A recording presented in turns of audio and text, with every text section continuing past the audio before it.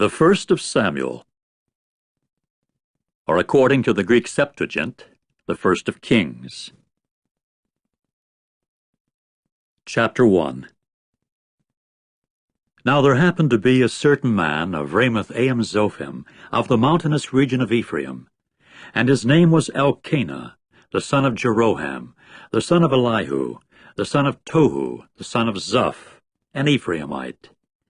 And he had 2 wives, the name of the one being Hannah, and the name of the other being Peninnah. And Peninnah came to have children, but Hannah had no children. And that man went up out of his city from year to year to prostrate himself and to sacrifice to Jehovah of armies in Shiloh. And there is where the 2 sons of Eli, Hophni and Phinehas, were priests to Jehovah. And there came to be a day when Elkanah proceeded to sacrifice, and he gave to Peninnah his wife and to all her sons and her daughters portions. But to Hannah he gave 1 portion. Nonetheless it was Hannah that he loved, and as for Jehovah, he had closed up her womb. And her rival wife also vexed her sorely for the sake of making her feel disconcerted, because Jehovah had closed up her womb. And that was the way she would do year by year, as often as she went up into the house of Jehovah. That was the way she would vex her, so that she would weep and not eat. And Elkanah her husband proceeded to say to her, Hannah, why do you weep? And why do you not eat? And why does your heart feel bad? Am I not better to you than 10 sons? Then Hannah got up after they had eaten in Shiloh, and after the drinking, while Eli the priest was sitting upon the seat by the doorpost of the temple of Jehovah. And she was bitter of soul, and she began to pray to Jehovah and to weep greatly. And she went on to make a vow and say, O Jehovah of armies, if you will without fail look upon the affliction of your slave girl, and actually remember me, and you will not forget your slave girl, and actually give to your slave girl a male offspring, I will give him to Jehovah all the days of his life, and no razor will come upon his head. And it occurred that while she prayed extendedly before Jehovah, Eli was watching her mouth. As for Hannah, she was speaking in her heart, only her lips were quivering, and her voice was not heard. But Eli took her for drunk. So Eli said to her, How long will you behave drunk? Put away your wine from upon you. At this Hannah answered and said, No, my lord, a woman hard-pressed in spirit I am, and wine and intoxicating liquor I have not drunk, but I pour out my soul before Jehovah. Do not make your slave girl like a good-for-nothing woman, for it is out of the abundance of my concern and my vexation that I have spoken until now.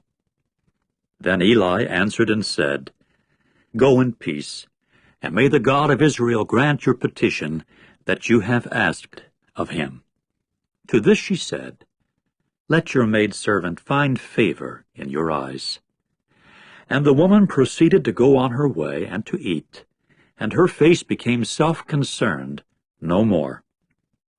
Then they got up early in the morning and prostrated themselves before Jehovah, after which they returned and came into their house at Ramah. Elkanah now had intercourse with Hannah his wife, and Jehovah began remembering her. So it came about at the rolling around of a year that Hannah became pregnant, and brought a son to birth, and proceeded to call his name Samuel, because, said she, It is from Jehovah that I have asked him. In time the man Elkanah went up with all his household to sacrifice to Jehovah the yearly sacrifice and his vow offering. As for Hannah, she did not go up, for she had said to her husband, As soon as the boy is weaned, I must bring him, and he must appear before Jehovah, and dwell there to time indefinite. At this Elkanah her husband said to her, Do what is good in your eyes. Stay at home until you wean him. Only may Jehovah carry out his word. So the woman stayed at home and kept nursing her son until she weaned him. Accordingly, just as soon as she had weaned him, she brought him up with her, along with a 3-year-old bull and 1 ephah of flour and a large jar of wine, and she proceeded to enter the house of Jehovah in Shiloh, and the boy was with her.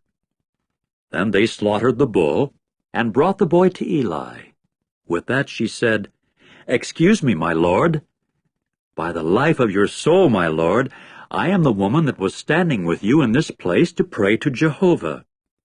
It was with reference to this boy that I prayed, that Jehovah should grant me my petition that I asked of him.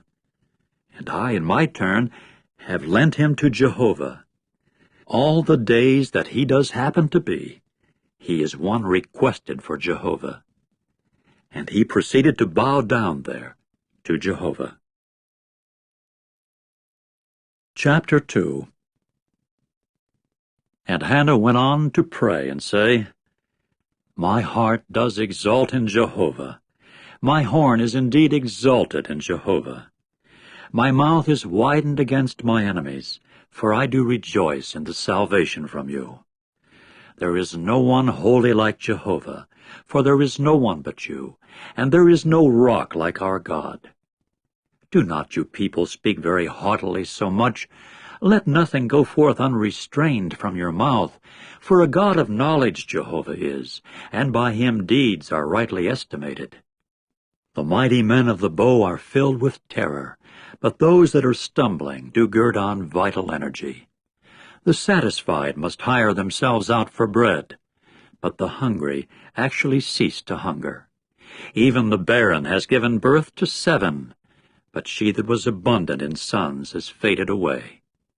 Jehovah is a killer and a preserver of life, a bringer down to Sheol, and he brings up. Jehovah is an impoverisher and an enricher, and a baser, also an exalter, a raiser of a lowly one from the dust. From the ash pit he lifts up a poor one, to make them sit with nobles, and a throne of glory he gives to them as a possession. For to Jehovah belong earth's supports, and he places upon them the productive land. The feet of his loyal ones he guards. As for the wicked ones, they are silenced in darkness, for not by power does a man prove superior. As for Jehovah, those contending against him will be terrified. Against them he will thunder in the heavens. Jehovah himself will judge the ends of the earth, that he may give strength to his king, that he may exalt the horn of his anointed one. Then Elkanah went to Ramah to his house, and as for the boy, he became a minister of Jehovah before Eli the priest. Now the sons of Eli were good-for-nothing men. They did not acknowledge Jehovah. As for the due right of the priests from the people, whenever any man was offering a sacrifice, an attendant of the priest came with the 3-pronged fork in his hand, just when the meat was boiling, and made a thrust into the basin, or the 2-handled cooking pot, or the cauldron, or the 1-handled cooking pot. Anything that the fork might bring up, the priest would take for himself. That is the way they would do in Shiloh, to all the Israelites coming there. Also, before ever they could make the fat smoke, an attendant of the priest came and said to the man sacrificing, "Do give meat to roast for the priest, so that he may receive from you, not boiled meat, but raw." When the man would say to him, "Let them be sure to make the fat smoke first of all, then take for yourself just whatever your soul may crave," he actually said, "No, but you should give it now, and if not, I shall have to take it by force." And the sin of the attendants came to be very great before Jehovah, for the men treated the offering of Jehovah with disrespect. And Samuel was ministering before Jehovah as a boy, having a linen ephod girded on. Also a little sleeveless coat his mother would make for him, and she brought it up to him from year to year when she came up with her husband to sacrifice the yearly sacrifice. And Eli blessed Elkanah and his wife and said, May Jehovah appoint to you an offspring from this wife in place of the thing lent that was lent to Jehovah. And they went to their place. Accordingly Jehovah turned his attention to Hannah, so that she had pregnancy, and gave birth to 3 sons and 2 daughters. And the boy Samuel continued growing up with Jehovah. And Eli was very old, and he had heard of all that his sons kept doing to all Israel, and how they would lie down with the women that were serving at the entrance of the tent of meeting. And he used to say to them, "Why do you keep doing things like these? For the things I am hearing about you from all the people are bad. No, my sons, because the report is not good that I am hearing, that the people of Jehovah are causing to circulate. If a man should sin against a man, God will arbitrate for him. But if it is against Jehovah that a man should sin, who is there to pray for him?" But they would not listen to the voice of their father, because Jehovah was now pleased to put them to death. All the while the boy Samuel was growing bigger and more likable, both from Jehovah's standpoint and from that of men. And a man of God proceeded to come to Eli and say to him, "This is what Jehovah has said. Did I not for a fact reveal myself to the house of your forefather, while they happened to be in Egypt as slaves to the house of Pharaoh? And there was a choosing of him out of all the tribes of Israel for me, to act as priest, and go up upon my altar to make sacrificial smoke billow up, to bear an ephod before me, that I might give to the house of your forefather all the offerings made by fire of the sons of Israel. Why do you men keep kicking at my sacrifice and at my offering that I have commanded in my dwelling? And you keep honoring your sons more than me by fattening yourselves from the best of every offering of Israel, my people.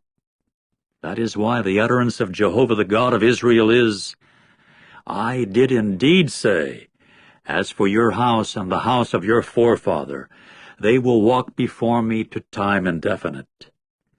But now the utterance of Jehovah is, it is unthinkable on my part, because those honoring me I shall honor, and those despising me will be of little account. Look, days are coming when I shall certainly chop off your arm, and the arm of the house of your forefather, so that there will not come to be an old man in your house. And you will actually look upon an adversary in my dwelling amid all the good that is done to Israel, and never will there come to be an old man in your house. And yet there is a man of yours that I shall not cut off from being at my altar, so as to cause your eyes to fail, and to make your soul pine away. But the greater number of your house will all die by the sword of men. And this is the sign for you that will come to your 2 sons, Hophni and Phinehas. On one day both of them will die, and I shall certainly raise up for myself a faithful priest. In harmony with what is in my heart and in my soul he will do, and I shall certainly build for him a lasting house, and he will certainly walk before my anointed one always. And it must occur that anyone left over in your house will come and bow down to him for the payment of money and a round loaf of bread, and will certainly say, Attach me, please, to one of the priestly offices to eat a piece of bread. Chapter 3.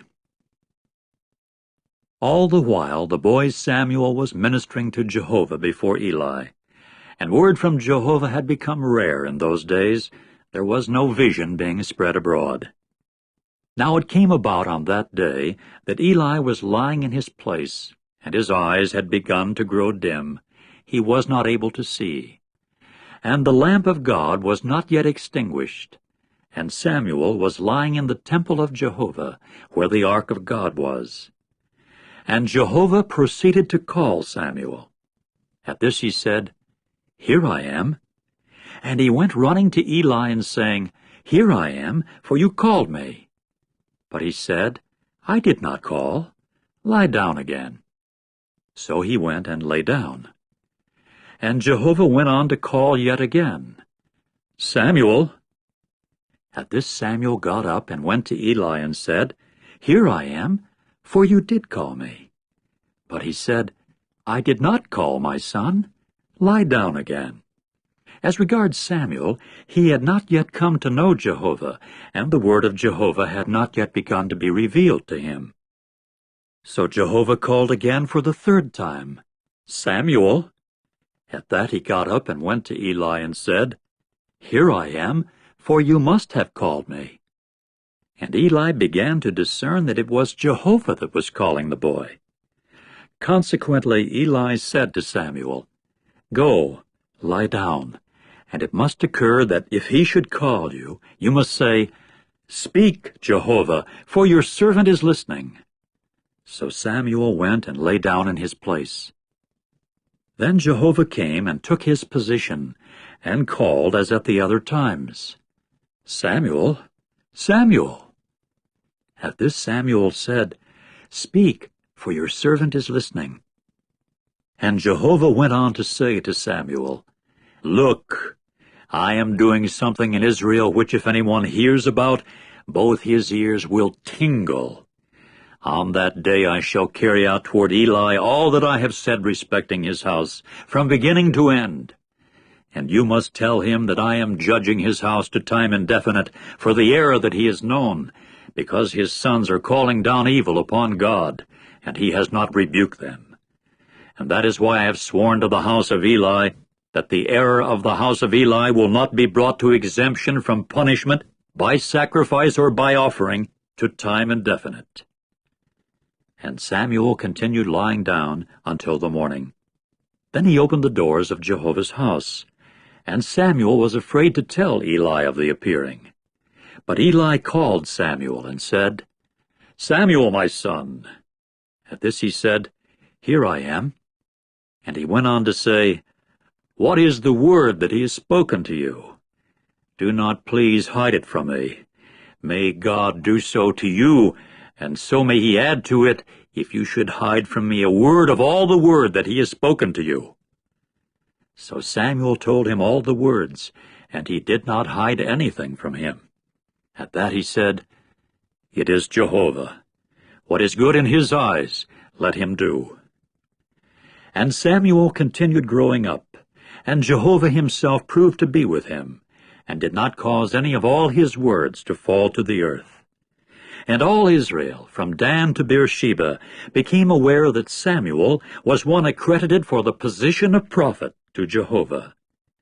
And Jehovah proceeded to appear again in Shiloh, because Jehovah revealed himself to Samuel in Shiloh by the word of Jehovah. Chapter 4. And the word of Samuel continued to come to all Israel. Then Israel went out to meet the Philistines in battle, and they took up camping alongside Ebenezer, and the Philistines themselves encamped in Aphek. And the Philistines proceeded to draw up in formation to meet Israel, and the battle went badly, so that Israel was defeated before the Philistines, who went striking down about 4,000 men in closed battle line in the field.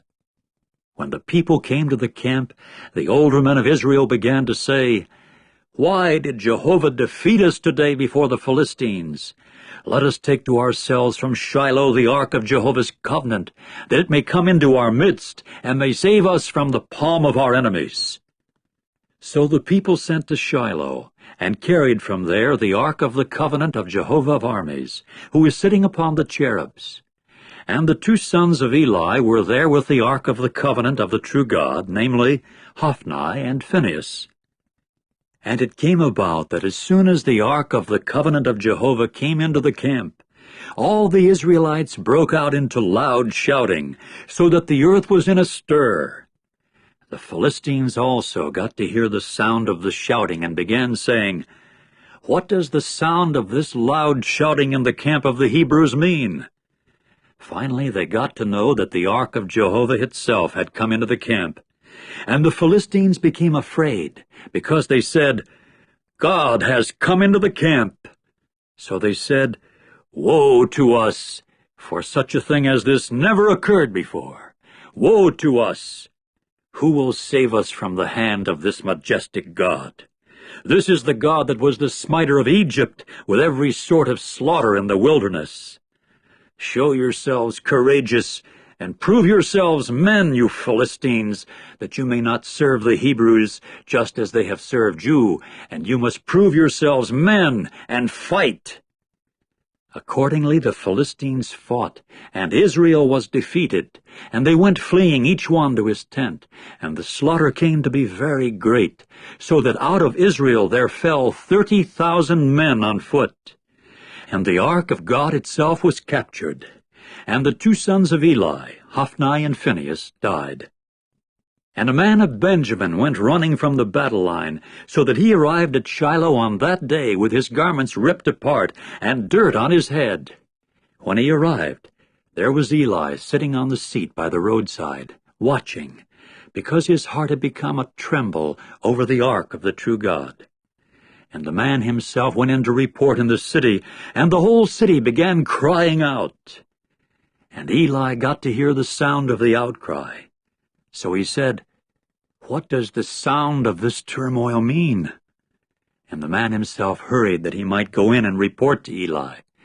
Now Eli was 98 years old, and his eyes had set so that he was unable to see.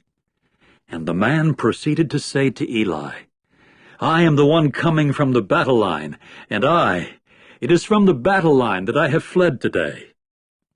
At this he said, "What is the thing that has happened, my son?" So the news-bearer answered and said, "Israel has fled before the Philistines, and there has also occurred a great defeat among the people. And also your own two sons have died, Hophni and Phinehas, and the very ark of the true God has been captured." And it came about that at the moment that he mentioned the ark of the true God, he began to fall from the seat backward beside the gate, and his neck got broken so that he died, because the man was old and heavy, and he himself had judged Israel 40 years. And his daughter-in-law, the wife of Phinehas, was pregnant near to giving birth. And she got to hear the report that the ark of the true God was captured, and that her father-in-law and her husband had died. At that she bowed herself and began giving birth, because her pangs came unexpectedly upon her. And about the time of her death, the women standing by her began to speak.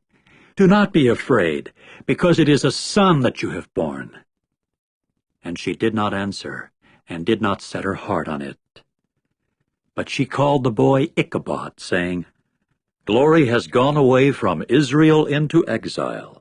This with reference to the ark of the true God's being captured, and with reference to her father-in-law and her husband. So she said, "Glory has gone away from Israel into exile, because the ark of the true God has been captured." Chapter 5. As for the Philistines, they took the ark of the true God, and then brought it from Ebenezer to Ashdod. And the Philistines proceeded to take the ark of the true God, and bring it into the house of Dagon, and station it beside Dagon. Then the Ashdodites got up early the very next day, and there Dagon was fallen upon his face to the earth before the ark of Jehovah. So they took Dagon, and returned him to his place. When they got up early in the morning the very day after, there Dagon was fallen upon his face to the earth before the ark of Jehovah, with the head of Dagon and the palms of both his hands cut off to the threshold. Only the fish part had been left upon him. That is why the priests of Dagon, and all those going into the house of Dagon, do not tread upon the threshold of Dagon in Ashdod down to this day. And the hand of Jehovah came to be heavy upon the Ashdodites, and he began causing panic, and striking them with piles, namely Ashdod and its territories. And the men of Ashdod came to see that it was so, and they said, "Do not let the ark of the God of Israel dwell with us, because his hand has been hard against us, and against Dagon our God." Consequently, they sent and gathered all the Axis lords of the Philistines to them and said, "What shall we do to the ark of the God of Israel?" Finally they said, "Toward Gath let the ark of the God of Israel go around." So they brought the ark of the God of Israel around to there. And it came about that after they had brought it around to there, the hand of Jehovah came to be upon the city with a very great confusion, and he began striking the men of the city, from small to great, and piles began breaking out on them. Hence they sent the ark of the true God to Ekron. And it came about that as soon as the ark of the true God came to Ekron, the Ekronites began to cry out, saying, They have brought the ark of the God of Israel around to me, to put me and my people to death. Consequently, they sent and gathered all the Axis lords of the Philistines, and said, Send the ark of the God of Israel away, that it may return to its place, and may not put me and my people to death. For a death-dealing confusion had occurred in the whole city. The hand of the true God had been very heavy there, and the men that did not die had been struck with piles. And the cry of the city for help kept ascending to the heavens. Chapter 6. And the ark of Jehovah proved to be in the field of the Philistines 7 months. And the Philistines proceeded to call the priests and the diviners, saying, What shall we do with the ark of Jehovah? Let us know with what we should send it away to its place. To this they said, If you are sending the ark of the God of Israel away, do not send it away without an offering, for you should by all means return to him a guilt offering. Then it is that you will be healed, and it must become known to you why his hand would not turn away from you. At this they said, What is the guilt offering that we ought to return to him? Then they said, According to the number of the Axis lords of the Philistines, 5 golden piles, and 5 golden jerboas, for every one of you and your Axis lords have the same scourge. And you must make images of your piles and images of your jerboas that are bringing the land to ruin, and you must give glory to the God of Israel. Perhaps he will lighten his hand from off you, and your God and your land. Also, why should you make your heart unresponsive, just the way Egypt and Pharaoh made their heart unresponsive? Was it not as soon as he dealt severely with them that they proceeded to send them away, and they went their way? And now take and make a new wagon, and 2 cows that are giving suck, upon which no yoke is come up. And you must hitch the cows to the wagon, and you must make their young ones go back home from following them. And you must take the ark of Jehovah and place it on the wagon, and the golden articles that you must return to him as a guilt offering you should put into a box at the side of it. And you must send it away, and it must go. And you must look, if it is the road to its territory that it goes up to Beth-shemesh, it is he that has done to us this great evil. But if not, we must know that it was not his hand that touched us. An accident it was that happened to us. And the men proceeded to do accordingly. So they took 2 cows that were giving suck, and hitched them to the wagon, and their young ones they shut up at home. Then they put the ark of Jehovah upon the wagon, and also the box and the golden jerboas and the images of their piles. And the cows began to go straight ahead on the road to Beth-shemesh. On the one highway they went, lowing as they went, and they did not turn aside to the right or to the left. All the while the Axis lords of the Philistines were walking after them as far as the boundary of Beth-shemesh. And people of Beth-shemesh were reaping the wheat harvest in the low plain. When they raised their eyes and saw the ark, they gave way to rejoicing at seeing it. And the wagon itself came into the field of Joshua the Beth-shemite, and kept standing there, where there was a large stone. And they went splitting up the wood of the wagon, and the cows they offered up as a burnt offering to Jehovah. And the Levites themselves took the ark of Jehovah down, and the box that was with it, in which the golden articles were, and they proceeded to put it upon the large stone. And the men of Beth-shemesh, for their part, offered up burnt offerings, and they continued rendering up sacrifices on that day to Jehovah. And the 5 Axis lords of the Philistines themselves saw it, and went their way back to Ekron on that day. Now these are the golden piles that the Philistines returned as a guilt offering to Jehovah. For Ashdod, 1. For Gaza, 1. For Ashkelon, 1. For Gath, 1. For Ekron, 1. And the golden jerboas were to the number of all the cities of the Philistines belonging to the 5 Axis lords, from the fortified city to the village of the open country. And the great stone upon which they rested the ark of Jehovah is a witness down to this day in the field of Joshua the Bethshemite. And he went striking down the men of Bethshemesh, because they had looked upon the ark of Jehovah.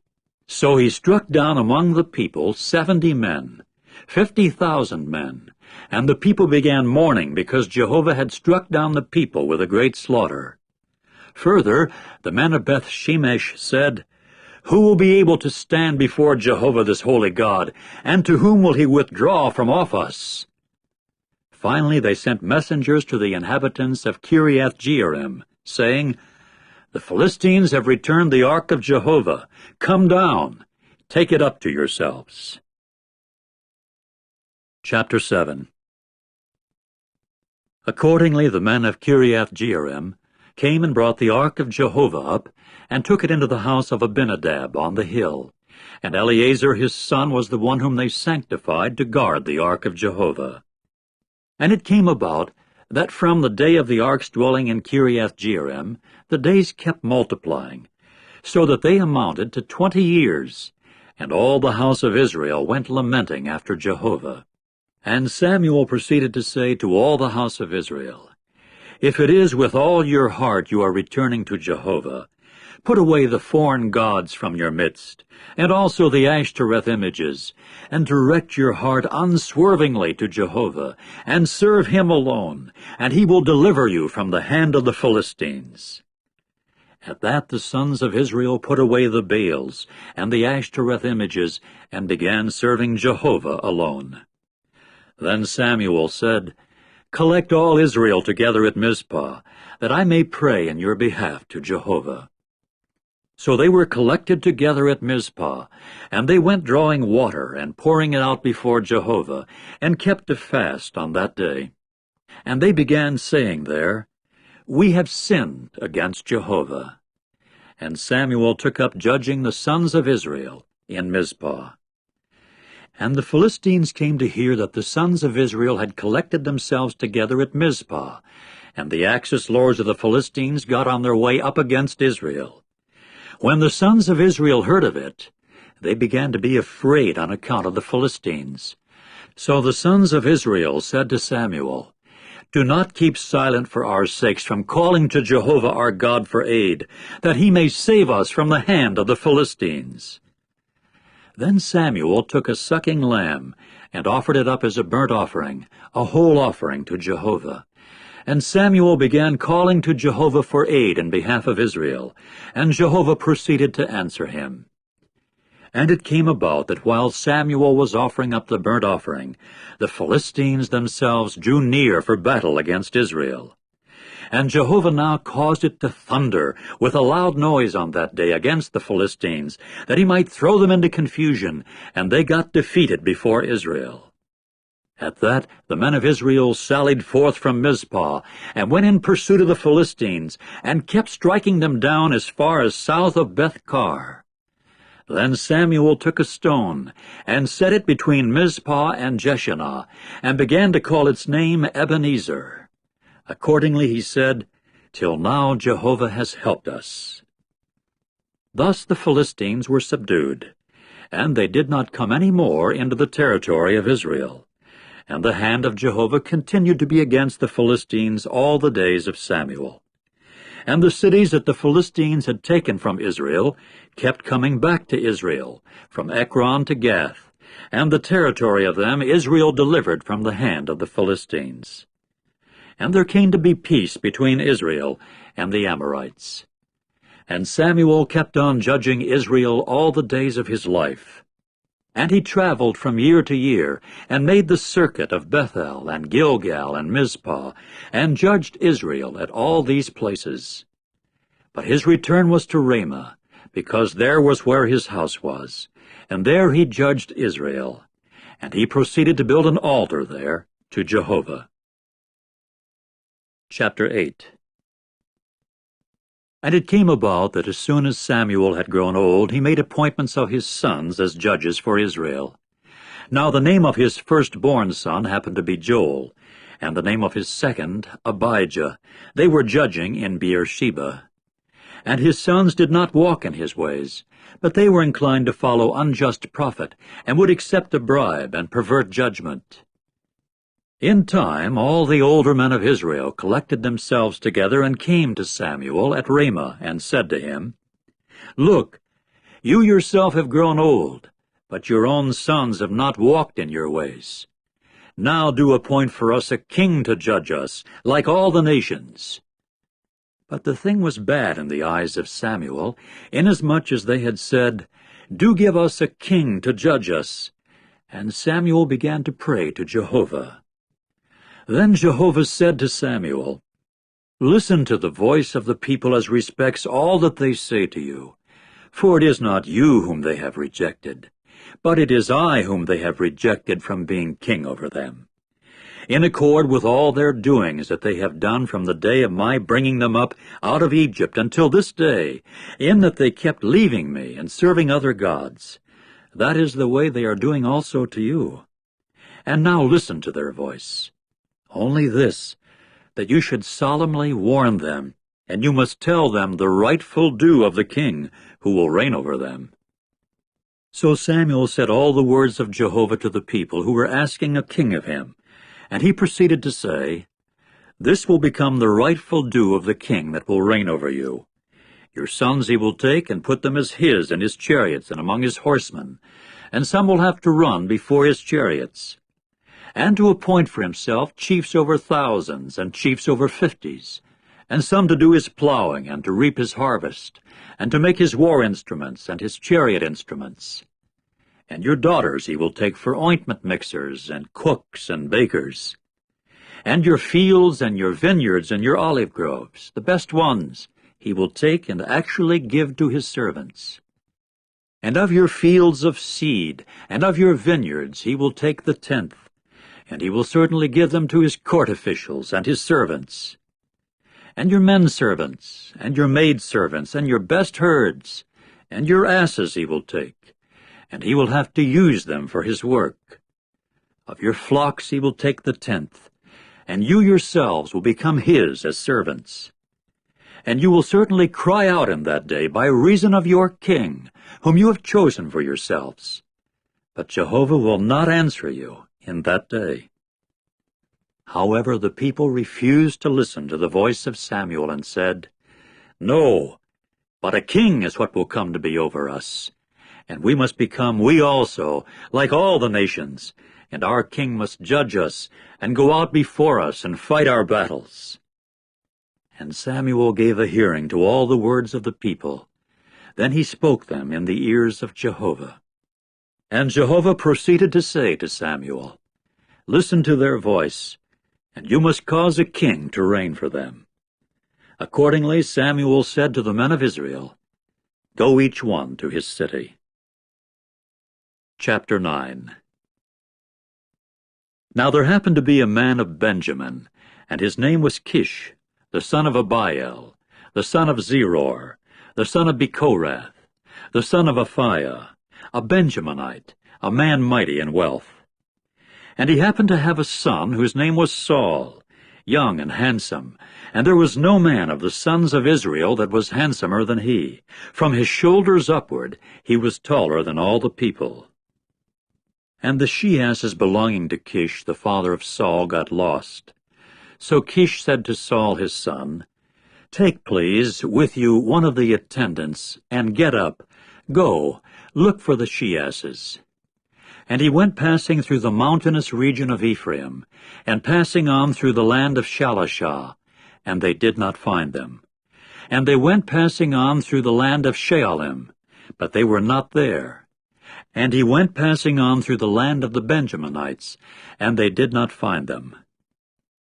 They themselves came into the land of Zuph, And Saul, for his part, said to his attendant that was with him, Do come, and let us return, that my father may not quit attending to the she-asses, and actually become anxious about us.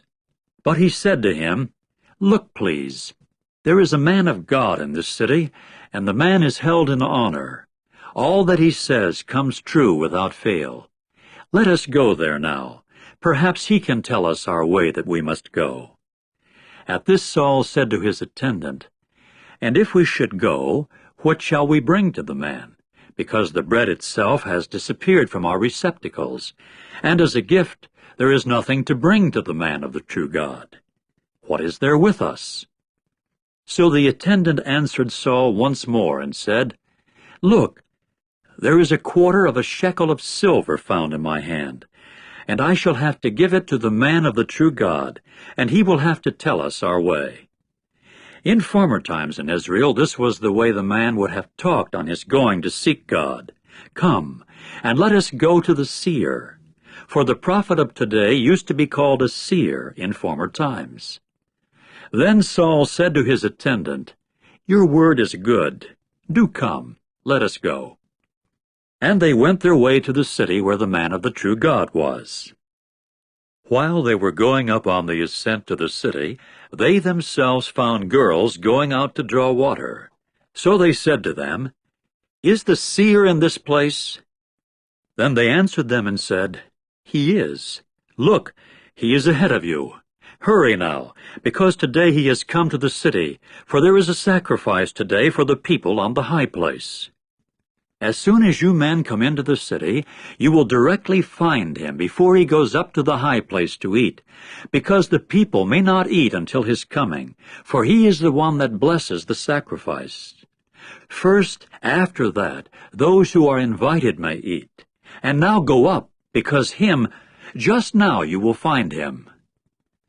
Accordingly, they went on up to the city. As they were coming into the middle of the city, why, there was Samuel coming out to meet them to go up to the high place.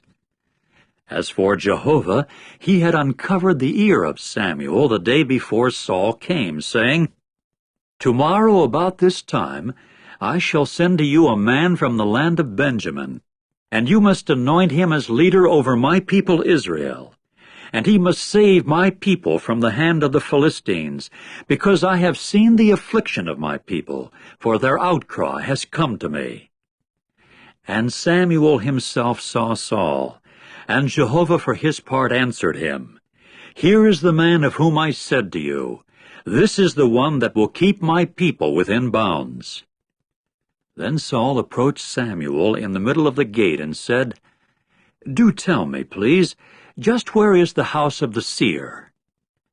And Samuel proceeded to answer Saul and say, I am the seer. Go up before me to the high place, and you men must eat with me today, and I must send you away in the morning, and all that is in your heart I shall tell you. As regards the she-asses that were lost to you 3 days ago, do not set your heart on them, for they have been found. And to whom does all that is desirable of Israel belong? Is it not to you and to the whole house of your father? At this Saul answered and said, Am I not a Benjaminite of the smallest of the tribes of Israel? And my family the most insignificant of all the families of the tribe of Benjamin. So why have you spoken to me a thing like this? Then Samuel took Saul and his attendant, and brought them to the dining hall, and gave them a place at the head of those invited. And they were about 30 men. Later Samuel said to the cook, Do give the portion that I have given to you, of which I said to you, Put it away by you. At that the cook lifted off the leg, and what was on it, and put it before Saul. And he went on to say, Here is what has been reserved. Put it before yourself. Eat, because to the appointed time they have reserved it for you, that you may eat with those invited. So Saul ate with Samuel on that day. Subsequently they went down from the high place to the city, and he continued speaking with Saul on the housetop. Then they rose early, and it came about that as soon as the dawn ascended, Samuel proceeded to call to Saul on the housetop, saying, Do get up, that I may send you away." So Saul got up, and both of them, he and Samuel, went forth out of doors. While they were descending by the edge of the city, Samuel himself said to Saul, "Say to the attendant that he should pass on ahead of us." So he passed on. "And as for you, stand still now, that I may let you hear the word of God." Chapter 10. Samuel then took the flask of oil and poured it out upon his head and kissed him and said, "Is it not because Jehovah has anointed you as a leader over his inheritance? On your going away from me today, you will certainly find 2 men close by the tomb of Rachel in the territory of Benjamin at Zalzah, and they will certainly say to you, 'The she-asses that you have gone to look for have been found.' But now your father has given up the matter of the she-asses, and has become anxious about you men, saying, 'What shall I do about my son?' And you must pass on from there still farther, and come as far as the big tree of Tabor, and there must encounter you 3 men going up to the true God at Bethel, one carrying 3 kids, and one carrying 3 round loaves of bread, and one carrying a large jar of wine. And they will certainly ask about your welfare, and give you 2 loaves, and you must accept them from their hand. It is after that you will come to the hill of the true God, where there is a garrison of the Philistines. And it should come about that at the time of your coming there to the city, you will certainly meet a group of prophets coming down from the high place, and ahead of them a stringed instrument, and tambourine, and flute, and harp, while they are speaking as prophets. And the Spirit of Jehovah will certainly become operative upon you, and you will certainly speak as a prophet along with them, and be changed into another man. And it must occur that when these signs come to you, do for yourself what your hand finds possible, because the true God is with you. And you must go down ahead of me to Gilgal. And look, I am going down to you to offer up burnt sacrifices, to render up communion sacrifices. 7 days you should keep waiting until my coming to you, and I shall certainly let you know what you should do." And it occurred that as soon as he turned his shoulder to go from Samuel, God began changing the heart of his into another, and all these signs proceeded to come true on that day. So they went from there to the hill, and here there was a group of prophets to meet him. At once the Spirit of God became operative upon him, and he began to speak as a prophet in the middle of them. And it came about that when all those knowing him formerly saw him, look, it was with prophets that he prophesied. Consequently the people said one to another, "What is this that has happened to the son of Kish? Is Saul also among the prophets?" Then a man from there answered and said, "But who is their father?" That is why it has become a proverbial saying, "Is Saul also among the prophets?" At length he finished speaking as a prophet, and came to the high place. Later the brother of Saul's father said to him and to his attendant, "Where did you go?" Upon that he said, "To look for the she-asses, and we kept on going to see, but they were not there. So we came to Samuel." At this Saul's uncle said, "Do tell me, please, what did Samuel say to you men?" In turn Saul said to his uncle, "He told us unmistakably that the she-asses had been found." And the matter of the kingship about which Samuel had talked, he did not tell him. And Samuel proceeded to call the people together to Jehovah at Mizpah, and to say to the sons of Israel, "This is what Jehovah the God of Israel has said. It was I who brought Israel up out of Egypt, and who went delivering you from the hand of Egypt, and from the hand of all the kingdoms that were oppressing you. But you, today you have rejected your God who was a Savior to you out of all your evils and your distresses, and you went on to say, 'No, but a king is what you should put over us.' And now take your stand before Jehovah by your tribes and by your thousands." Accordingly Samuel had all the tribes of Israel draw near, and the tribe of Benjamin came to be picked. Then he had the tribe of Benjamin draw near by its families, and the family of the Matrites came to be picked. Finally Saul, the son of Kish, came to be picked. And they went looking for him, and he was not to be found. Hence they inquired further of Jehovah, Has the man come here as yet? To this Jehovah said, Here he is, hidden among the luggage. So they went running and took him from there. When he took his stand in the middle of the people, he was taller than all the other people from his shoulders upward. Then Samuel said to all the people, Have you seen the one whom Jehovah has chosen, that there is none like him among all the people? And all the people began to shout and say, Let the king live! Upon that Samuel spoke to the people about the rightful due of the kingship, and wrote it in a book, and deposited it before Jehovah. Then Samuel sent all the people away, each one to his house. As for Saul himself, he went to his home at Gibeah, and the valiant men whose heart God had touched proceeded to go with him. As for the good-for-nothing men, they said, How will this one save us?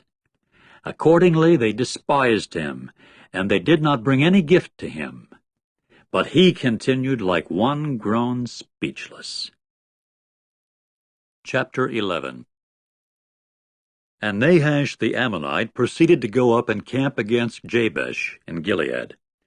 At that all the men of Jabesh said to Nahash, Conclude a covenant with us, that we may serve you. Then Nahash the Ammonite said to them, On this condition I shall conclude it with you, on the condition of boring out every right eye of yours, and I must put it as a reproach upon all Israel. In turn the older men of Jabesh said to him, Give us 7 days' time, and we will send messengers into all the territory of Israel. And if there is no savior of us, we must then go out to you. In time the messengers came to Gibeah of Saul, and spoke the words in the ears of the people, and all the people began raising their voice and weeping. But here is Saul coming after the herd from the field, and Saul proceeded to say, What is the matter with the people, that they should weep? And they began relating to him the words of the men of Jabesh. And the Spirit of God became operative upon Saul on his hearing these words, and his anger got very hot. So he took a pair of bulls and cut them in pieces, and sent these into all the territory of Israel by the hand of the messengers, saying, Whoever of us is not going out as a follower of Saul and of Samuel, this is the way it will be done to his cattle. And the dread of Jehovah began to fall upon the people, so that they came out as one man. Then he took the sum of them in Bezek, and the sons of Israel amounted to 300,000, and the men of Judah 30,000. They now said to the messengers that had come, This is what you will say to the men of Jabesh in Gilead. Tomorrow salvation will take place for you when the sun gets hot. With that the messengers came and told the men of Jabesh, and they gave way to rejoicing. Accordingly the men of Jabesh said, Tomorrow we shall come out to you people, and you must do to us in harmony with all that is good in your eyes. And it came about on the next day that Saul proceeded to put the people into 3 bands, and they made their way into the middle of the camp during the morning watch, and went striking down the Ammonites till the day grew hot. When there proved to be some that were left over, then they were sent scattering, and there were not left over among them 2 together. And the people began to say to Samuel, Who is it saying, Saul, is he to be king over us? Give the men over, that we may put them to death. However, Saul said, Not a man should be put to death on this day, because today Jehovah has performed salvation in Israel. Later Samuel said to the people, Come, and let us go to Gilgal, that we may there make the kingship anew. So all the people went to Gilgal, and there they proceeded to make Saul king before Jehovah in Gilgal. Then they rendered up communion sacrifices there before Jehovah, and there Saul and all the men of Israel continued rejoicing to a great degree. Chapter 12. Finally Samuel said to all Israel, Here I have listened to your voice as respects all that you have said to me, that I should cause a king to reign over you. And now here is the king walking before you. As for me, I have grown old and gray, and my sons, here they are with you, and I have walked before you from my youth until this day. Here I am. Answer against me in front of Jehovah, and in front of his anointed one. Whose bull have I taken, or whose ass have I taken, or whom have I defrauded, or whom have I crushed, or from whose hand have I accepted hush money, that I should hide my eyes with it? And I shall make restoration to you people.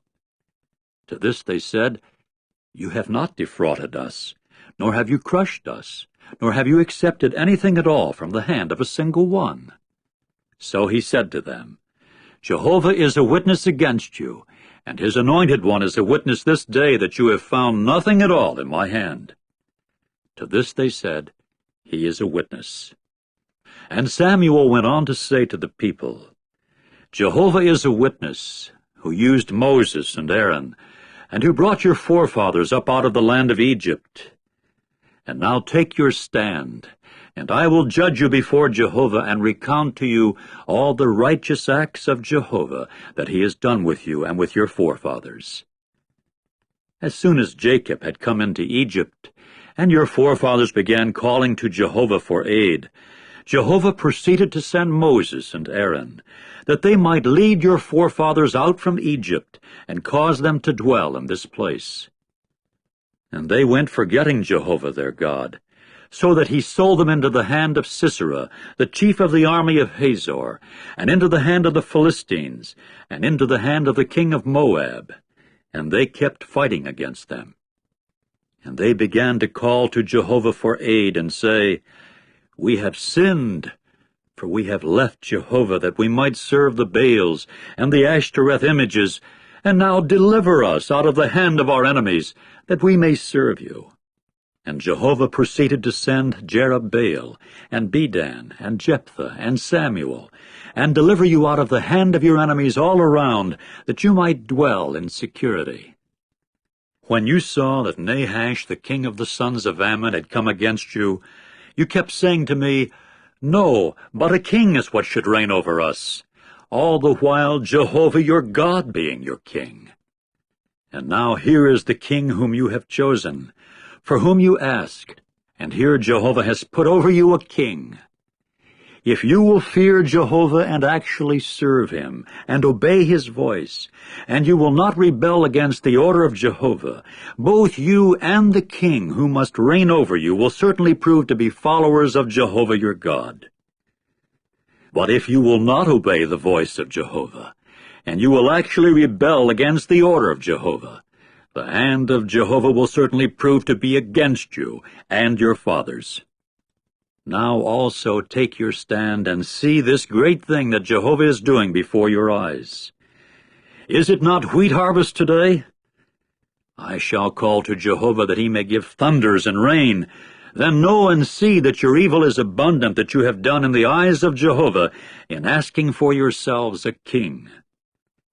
Upon that Samuel called to Jehovah, and Jehovah proceeded to give thunders and rain on that day, so that all the people were greatly in fear of Jehovah and of Samuel.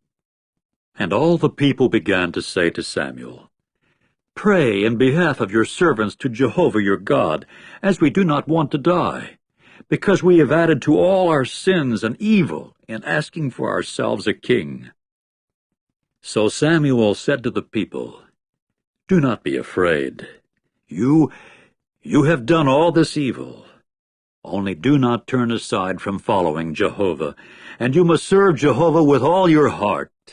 And you must not turn aside to follow the unrealities that are of no benefit and that do not deliver, because they are unrealities. For Jehovah will not desert his people for the sake of his great name, because Jehovah has taken it upon himself to make you his people. As for me also, it is unthinkable on my part to sin against Jehovah by ceasing to pray in your behalf, and I must instruct you in the good and right way. Only fear Jehovah, and you must serve him in truth with all your heart, for see what great things he has done for you. But if you flagrantly do what is bad, you will be swept away, both you and your king. Chapter 13. Saul was years old when he began to reign, and for 2 years he reigned over Israel. And Saul proceeded to choose for himself 3,000 men out of Israel. And 2,000 came to be with Saul at Michmash, and in the mountainous region of Bethel, and 1,000 proved to be with Jonathan at Gibeah of Benjamin. And the rest of the people he sent away, each one to his tent. Then Jonathan struck down the garrison of the Philistines that was in Geba, and the Philistines got to hear of it. As for Saul, he had the horn blown throughout all the land, saying, "Let the Hebrews hear." And all Israel itself heard tell, Saul has struck down a garrison of the Philistines, and now Israel has become foul-smelling among the Philistines.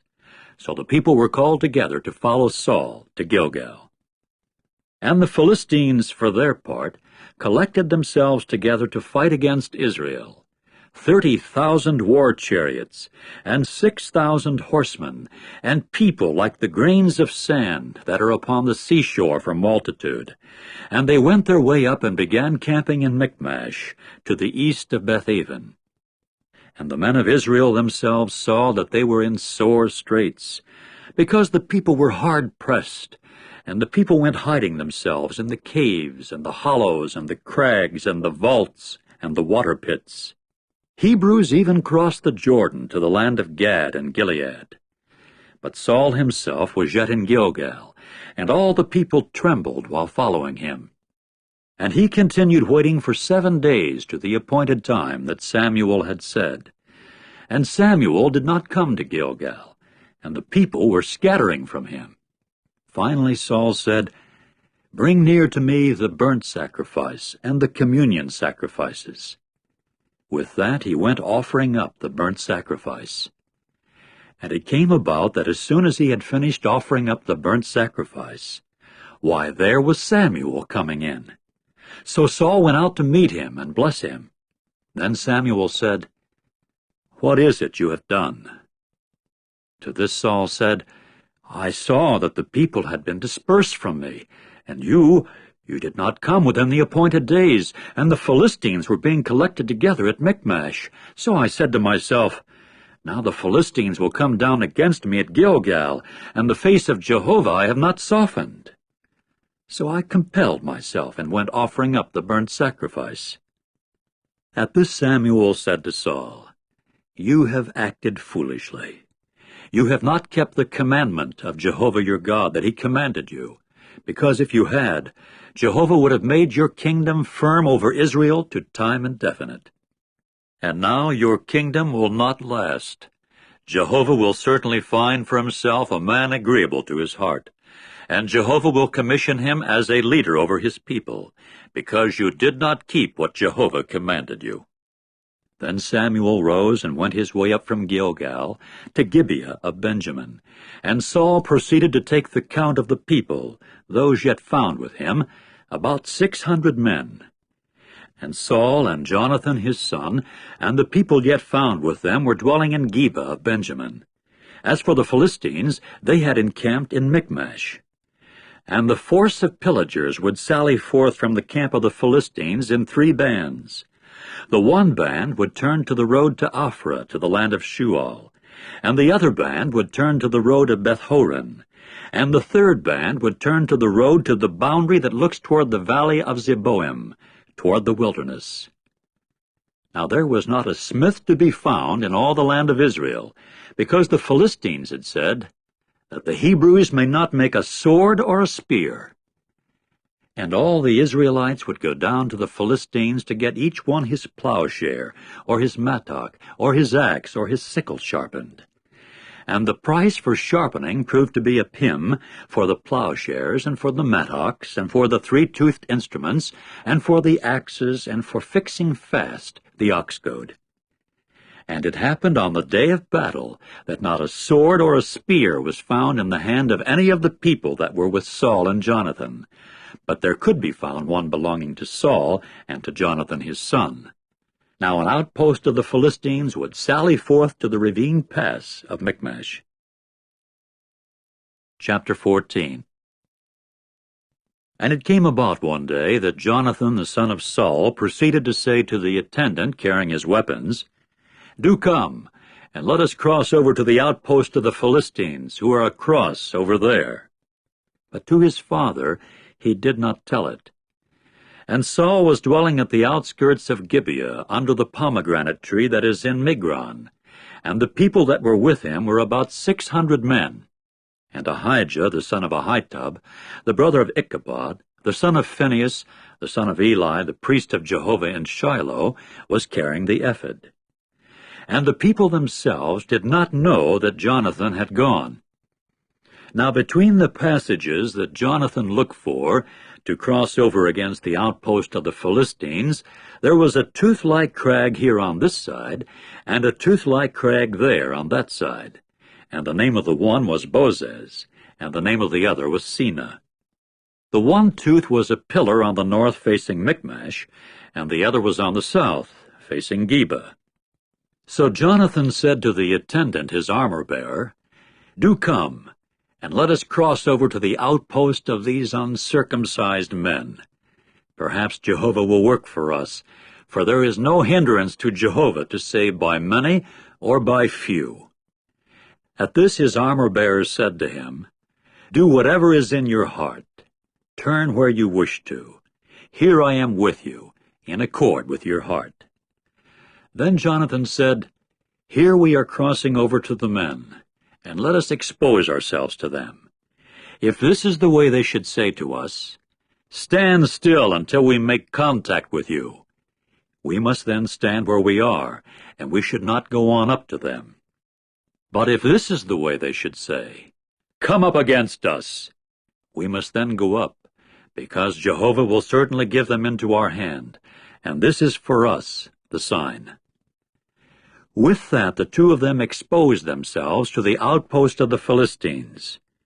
And the Philistines proceeded to say, "Here are the Hebrews coming out from the holes where they have hidden themselves." So the men of the outpost answered Jonathan and his armor-bearer and said, "Come on up to us, and we will let you know a thing." At once Jonathan said to his armor-bearer, "Come up after me, because Jehovah will certainly give them into the hand of Israel." And Jonathan kept going up on his hands and his feet, and his armor-bearer after him, and they began to fall before Jonathan, and his armor-bearer was putting them to death behind him. And the first slaughter with which Jonathan and his armor-bearer struck them down amounted to about 20 men, within about half the plowing line in an acre of field. Then a trembling occurred in the camp in the field, and among all the people of the outpost, and the force of pillagers trembled, even they, and the earth began quaking, and it developed into a trembling from God.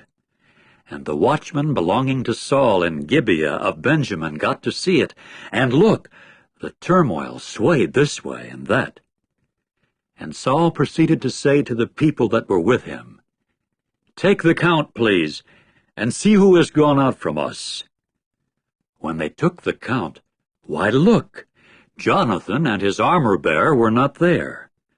Saul now said to Ahijah, "Do bring the ark of the true God near." For the ark of the true God proved to be on that day with the sons of Israel.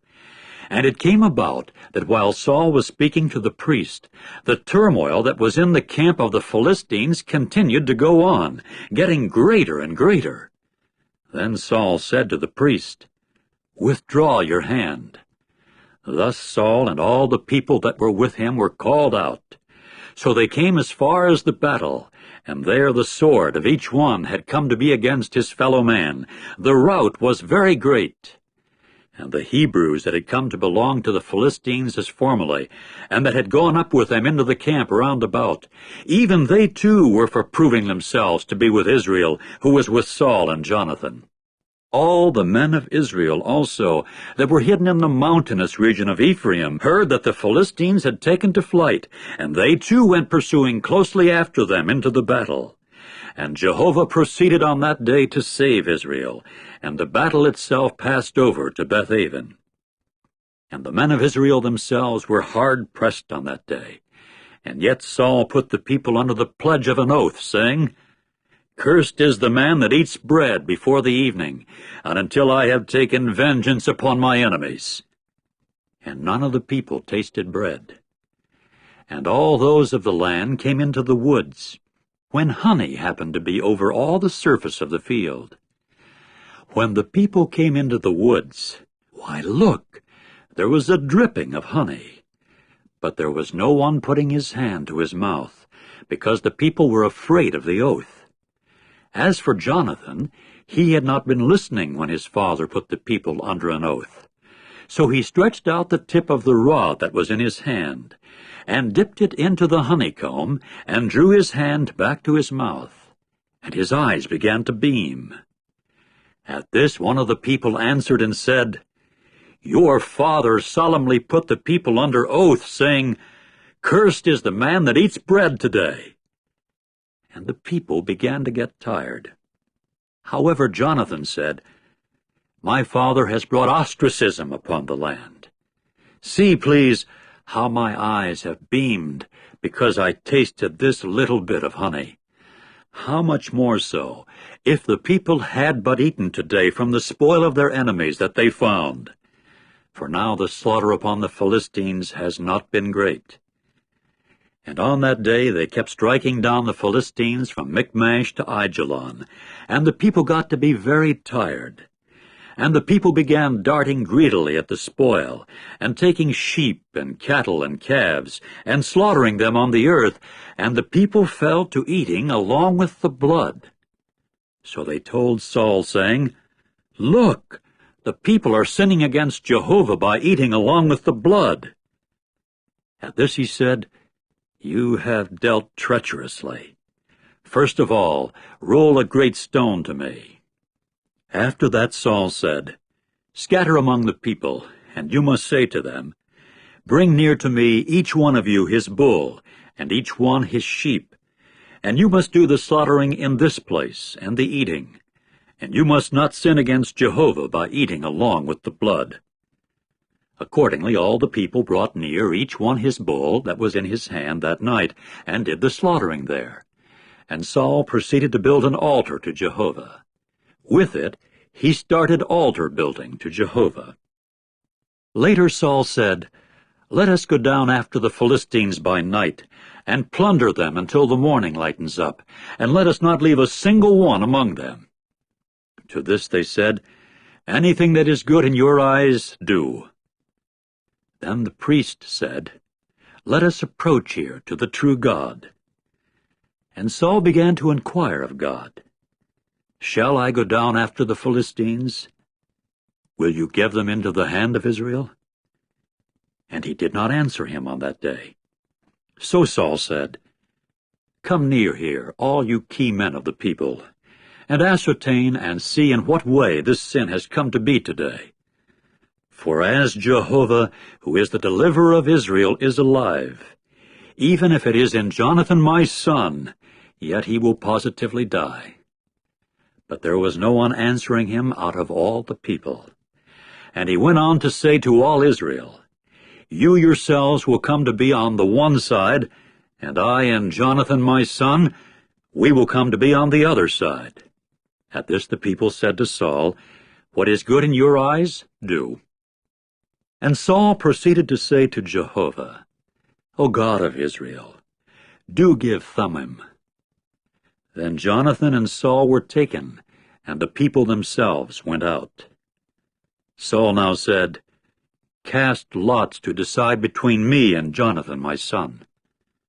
And Jonathan got to be taken. Then Saul said to Jonathan, Do tell me, what have you done?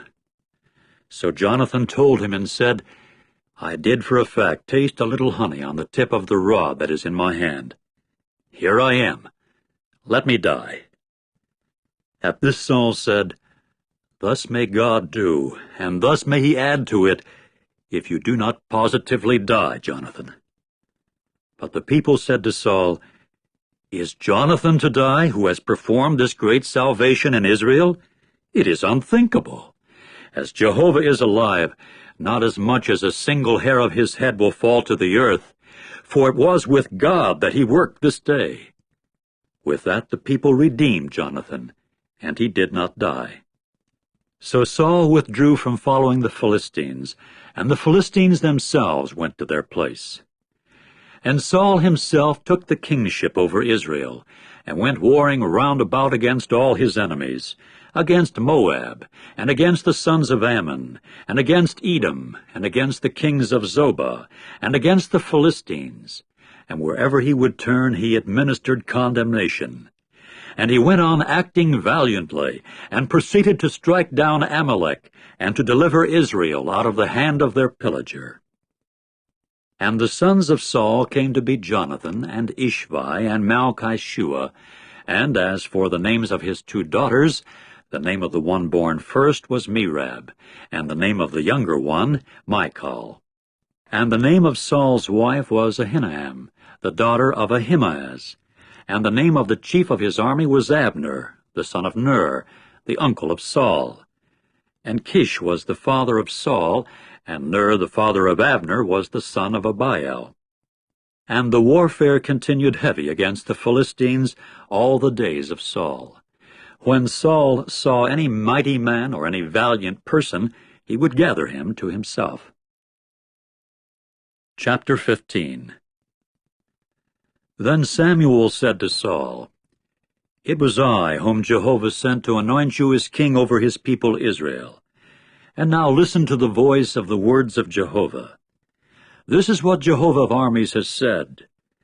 I must call to account what Amalek did to Israel when he set himself against him in the way while he was coming up out of Egypt. Now go, and you must strike down Amalek, and devote him to destruction with all that he has. And you must not have compassion upon him, and you must put them to death, man as well as woman, child as well as suckling, bull as well as sheep, camel as well as ass. Accordingly Saul summoned the people, and took the count of them in Telaim, 200,000 men on foot, and 10,000 men of Judah. And Saul proceeded to come as far as the city of Amalek, and to lie in ambush by the torrent valley. Meanwhile Saul said to the Kenites, Go, depart, go down from the midst of the Amalekites, that I may not sweep you away with them. As for you, you exercised loving-kindness with all the sons of Israel at the time of their coming up out of Egypt. So the Kenites departed from the midst of Amalek. After that, Saul went striking down Amalek from Havilah as far as Shur, which is in front of Egypt. And he got to catch Agag, the king of Amalek, alive, and all the other people he devoted to destruction with the edge of the sword. But Saul and the people had compassion upon Agag, and upon the best of the flock, and the herd, and the fat ones, and upon the rams, and upon all that was good, and they did not wish to devote them to destruction. As for all the goods that were despicable and rejected, these they devoted to destruction.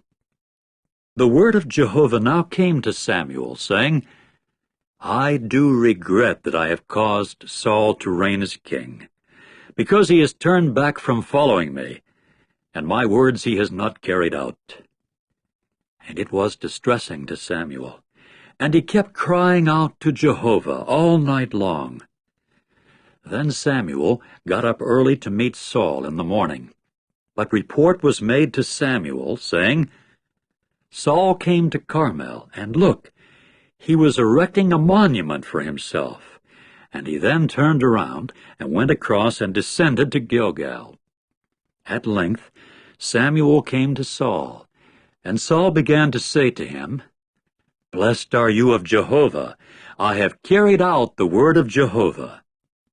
But Samuel said, Then what does this sound of the flock in my ears mean, and the sound of the herd that I am hearing?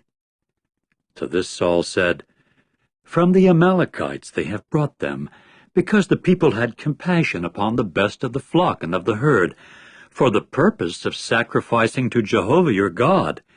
But what was left over we have devoted to destruction. At this Samuel said to Saul, Stop, and I will tell you what Jehovah spoke to me last night. So he said to him, Speak.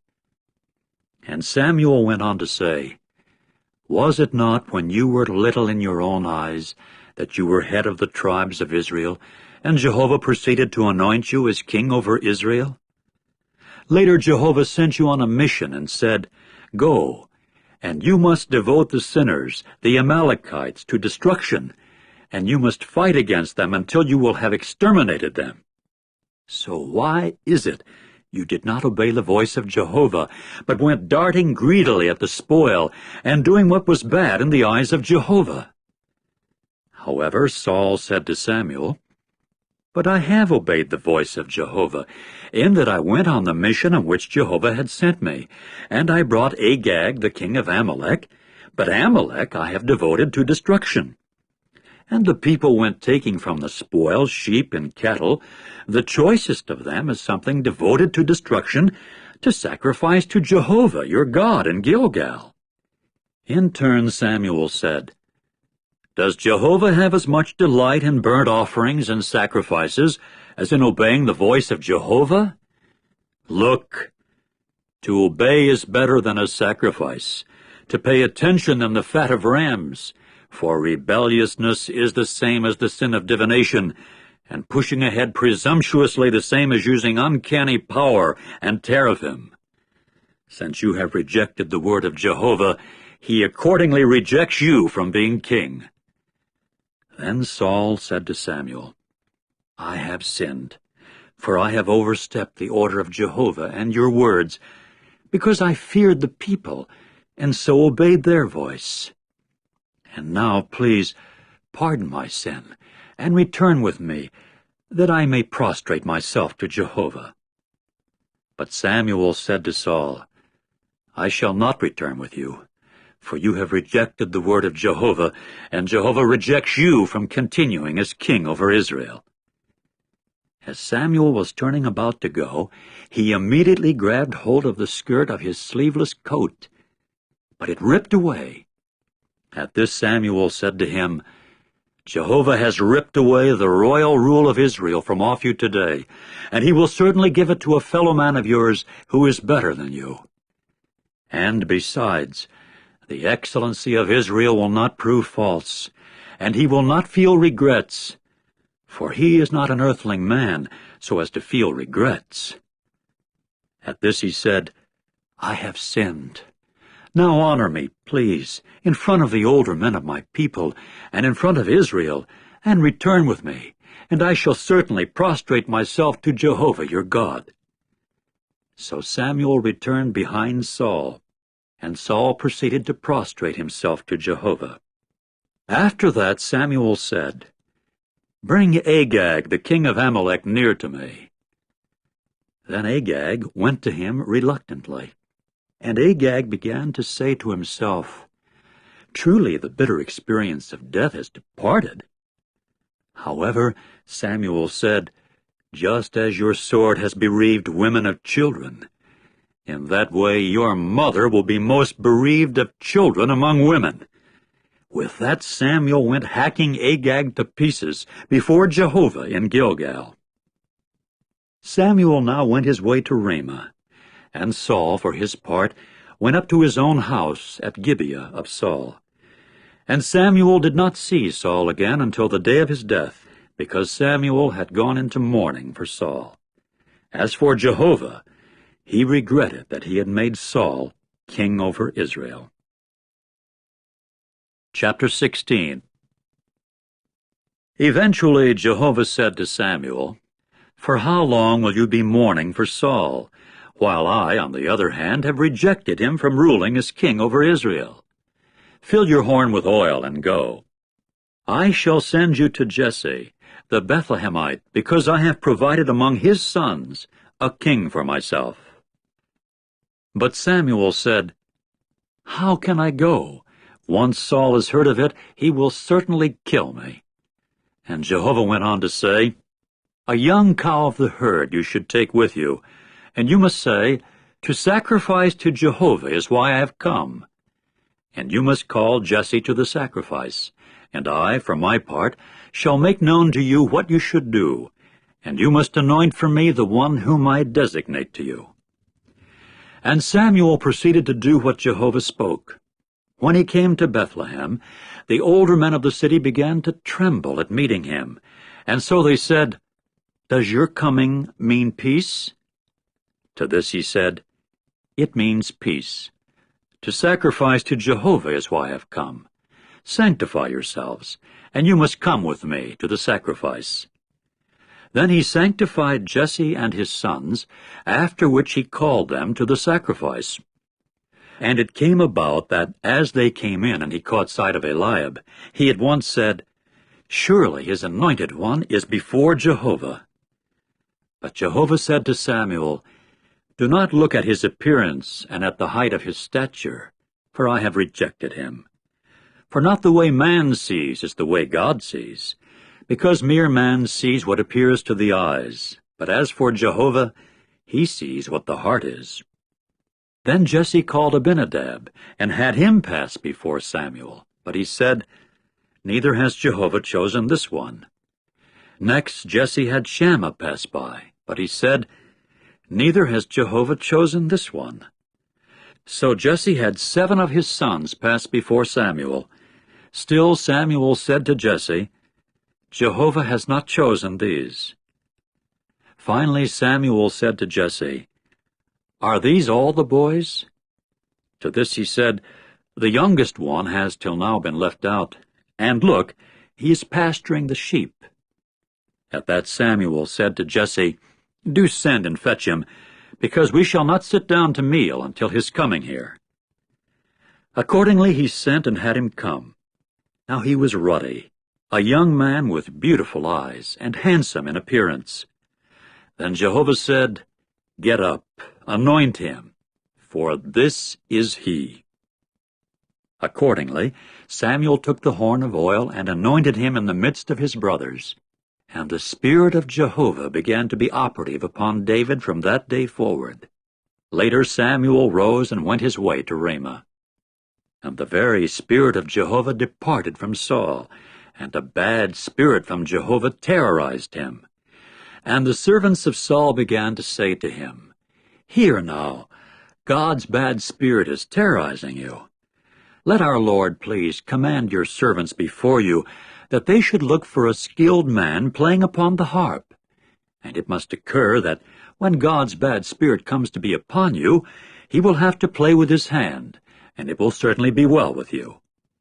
So Saul said to his servants, "Provide me, please, a man doing well at playing, and you must bring him to me." And one of the attendants proceeded to answer and say, "Look, I have seen how a son of Jesse the Bethlehemite is skilled at playing, and he is a valiant, mighty man, and a man of war, and an intelligent speaker, and a well-formed man, and Jehovah is with him." Then Saul sent messengers to Jesse and said, "Do send to me David your son, who is with the flock." So Jesse took an ass, bread, and a skin bottle of wine, and a kid of the goats, and sent them by the hand of David his son to Saul. Thus David came to Saul and attended upon him, and he got to loving him very much, and he came to be his armor-bearer. Consequently Saul sent to Jesse, saying, "Let David please keep attending upon me, for he has found favor in my eyes." And it occurred that when God's Spirit came to be upon Saul, David took the harp and played with his hand, and there was relief for Saul, and it was well with him, and the bad spirit departed from upon him. Chapter 17. And the Philistines went collecting their camps together for war. When they were collected together at Socoh, which belongs to Judah, then they took up camping between Socoh and Azekah, in Ephes Dammim. As for Saul and the men of Israel, they collected themselves together and took up camping in the low plain of Elah, and they went drawing up in battle formation to meet the Philistines. And the Philistines were standing on the mountain on this side, and the Israelites were standing on the mountain on that side, with the valley between them. And a champion began to go out from the camps of the Philistines, his name being Goliath from Gath, his height being 6 cubits and a span. And there was a helmet of copper on his head, and he was clad with a coat of mail, of overlapping scales, and the weight of the coat of mail was 5,000 shekels of copper. And there were greaves of copper above his feet, and a javelin of copper between his shoulders. And the wooden shaft of his spear was like the beam of loom workers, and the blade of his spear was 600 shekels of iron, and the bearer of the large shield was marching ahead of him. Then he stood still, and began to call to the battle lines of Israel, and say to them, "Why do you come out to draw up in battle formation? Am I not the Philistine, and you servants belonging to Saul? Choose a man for yourselves, and let him come down to me. If he is able to fight with me, and he does strike me down, we must then become servants to you. But if I myself am a match for him, and I do strike him down, you must also become servants to us, and you must serve us." And the Philistine went on to say, "I myself do taunt the battle lines of Israel this day. Give me a man, and let us fight together." When Saul and all Israel heard these words of the Philistine, then they became terrified, and were greatly afraid. Now David was the son of this Ephrathite from Bethlehem of Judah, whose name was Jesse, and he had 8 sons. And in the days of Saul, the man was already old among men. And the 3 oldest sons of Jesse proceeded to go. They went after Saul to the war, and the names of his 3 sons that went into the war were Eliab, the firstborn, and his 2nd son Abinadab, and the 3rd Shammah. And David was the youngest, and the 3 oldest themselves went after Saul. And David was going and returning from Saul to tend the sheep of his father at Bethlehem. And the Philistine kept coming forward at early morning and at evening, and taking his position for 40 days. Then Jesse said to David his son, "Take please to your brothers this ephah of roasted grain, and these 10 loaves of bread, and carry them quickly to the camp to your brothers. And these 10 portions of milk you should bring to the chief of the 1,000. Also, you should look after your own brothers as regards their welfare, and a token from them you should take." Meantime Saul, and they and all the other men of Israel, were in the low plain of Elah, fighting against the Philistines. Accordingly David got up early in the morning, and left the sheep to the keeper's charge, and picked up and went just as Jesse had commanded him. When he came to the camp enclosure, the military forces were going out to the battle line, and they raised a shout for the battle. And Israel and the Philistines began drawing up battle line to meet battle line. Immediately David left the baggage from off him to the care of the keeper of the baggage, and went running to the battle line. When he came, he began asking about the welfare of his brothers. While he was speaking with them, why, here the champion, his name being Goliath, the Philistine from Gath, was coming up from the battle lines of the Philistines, and he began speaking the same words as before, and David got to listen in. As for all the men of Israel, on their seeing the man, why, they went fleeing on account of him, and were very much afraid. And the men of Israel began to say, "Have you seen this man that is coming up? For it is to taunt Israel that he is coming up. And it must occur that the man who strikes him down, the king will enrich him with great riches, and his own daughter he will give him, and the house of his father he will set free in Israel." And David began to say to the men that were standing close by him, "What will be done to the man that strikes down that Philistine over there, and actually turns away reproach from upon Israel? For who is this uncircumcised Philistine that he has to taunt the battle lines of the living God?" Then the people said to him the same words as before, saying, "This is the way it will be done to the man that strikes him down." And Eliab his oldest brother got to hear as he spoke to the men, and Eliab's anger grew hot against David, so that he said, "Why is it that you have come down? And in whose charge did you leave those few sheep behind in the wilderness? I myself well know your presumptuousness and the badness of your heart, because you have come down for the purpose of seeing the battle." To this David said, "What have I done now? Was it not just a word?" With that he turned about from beside him toward someone else, and went saying the same word as before, and in turn the people gave him the same reply as formerly. So the words that David spoke came to be heard, and they went telling them before Saul. Hence he fetched him. And David proceeded to say to Saul, "Do not let the heart of any man collapse within him.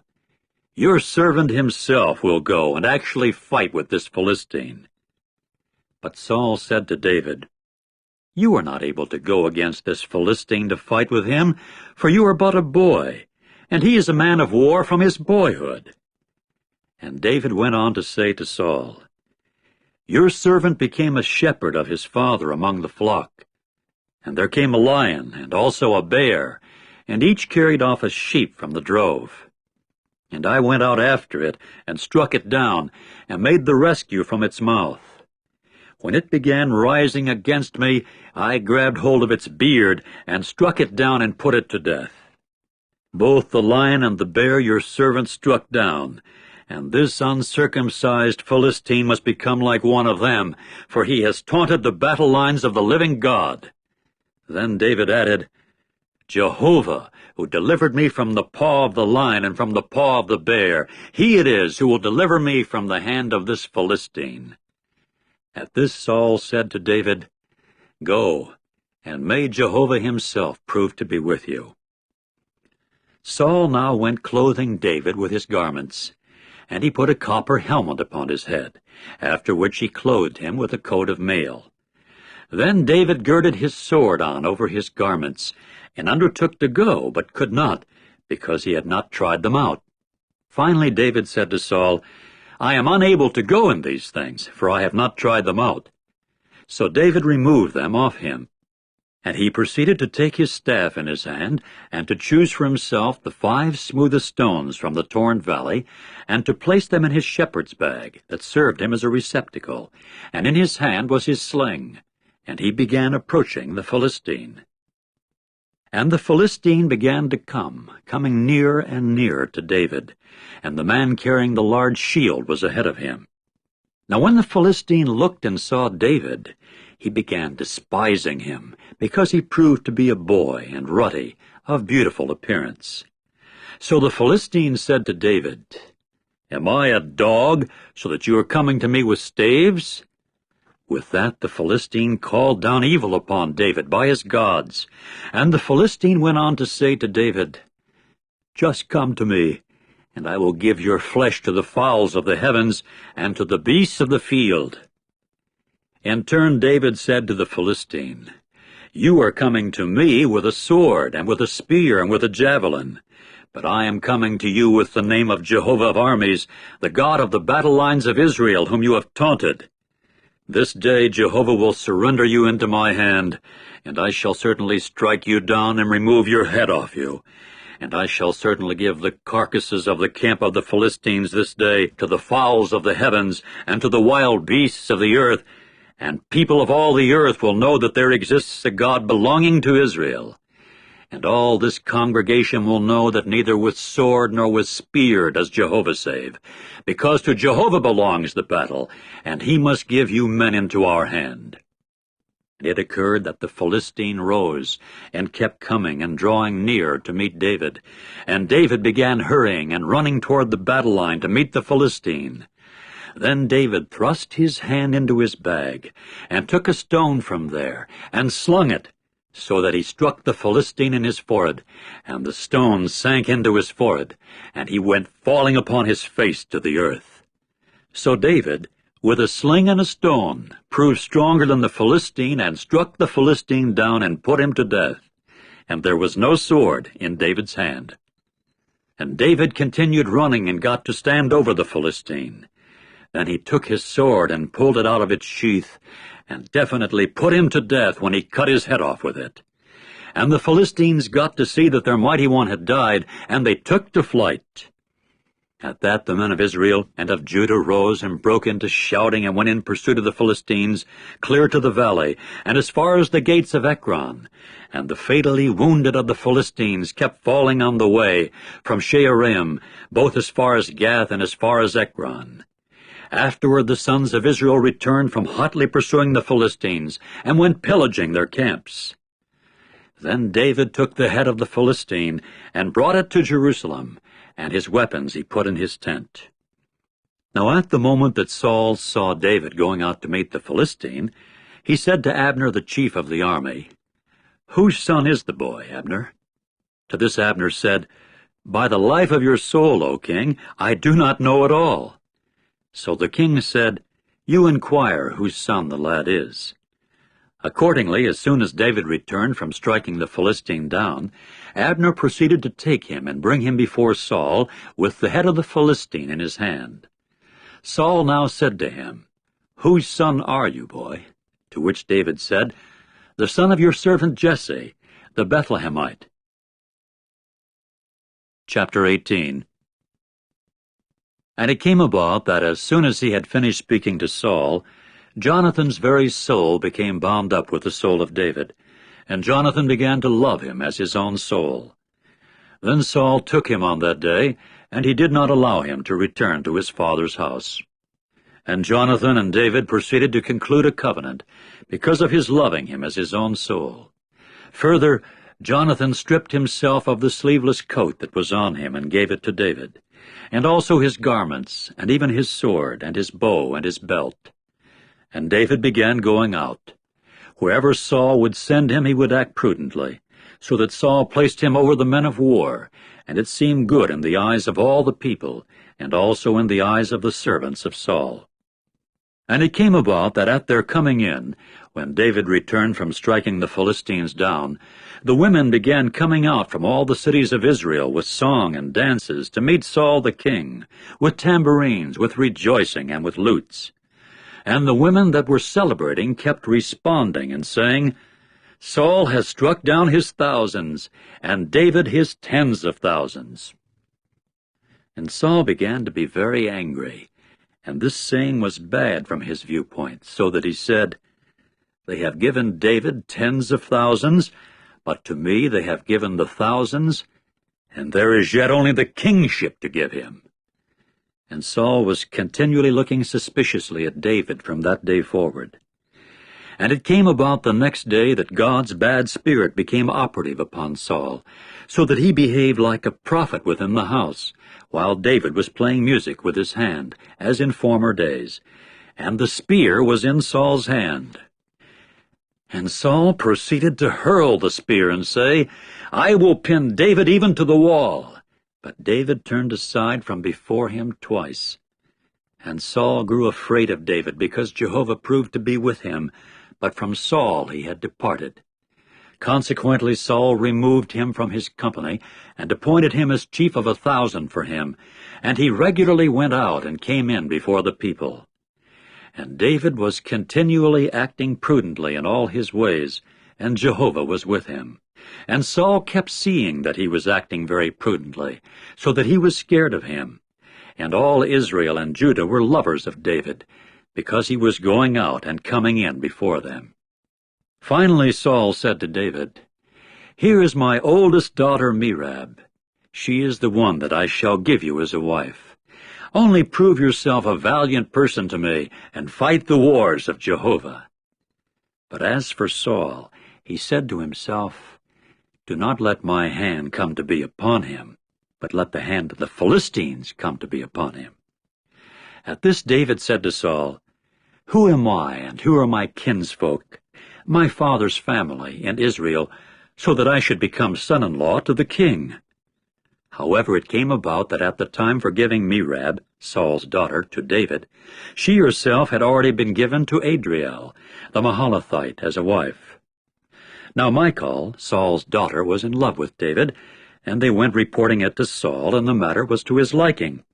So Saul said, I shall give her to him that she may serve as a snare to him, and that the hand of the Philistines may come to be upon him. Accordingly Saul said to David, By one of the two women you will form a marriage alliance with me today.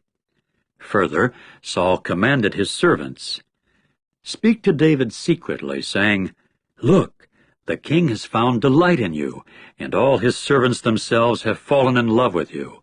So now form a marriage alliance with the king. And the servants of Saul began to speak these words in the ears of David. But David said, Is it an easy thing in your eyes to form a marriage alliance with the king, when I am a man of little means and lightly esteemed? Then the servants of Saul reported to him, saying, It was with words like these that David spoke. At that Saul said, This is what you men will say to David.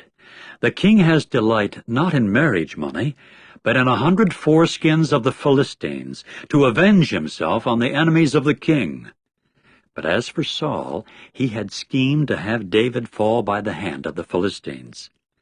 So his servants reported these words to David, and the matter was to David's liking, to form a marriage alliance with the king, and the days had not yet expired.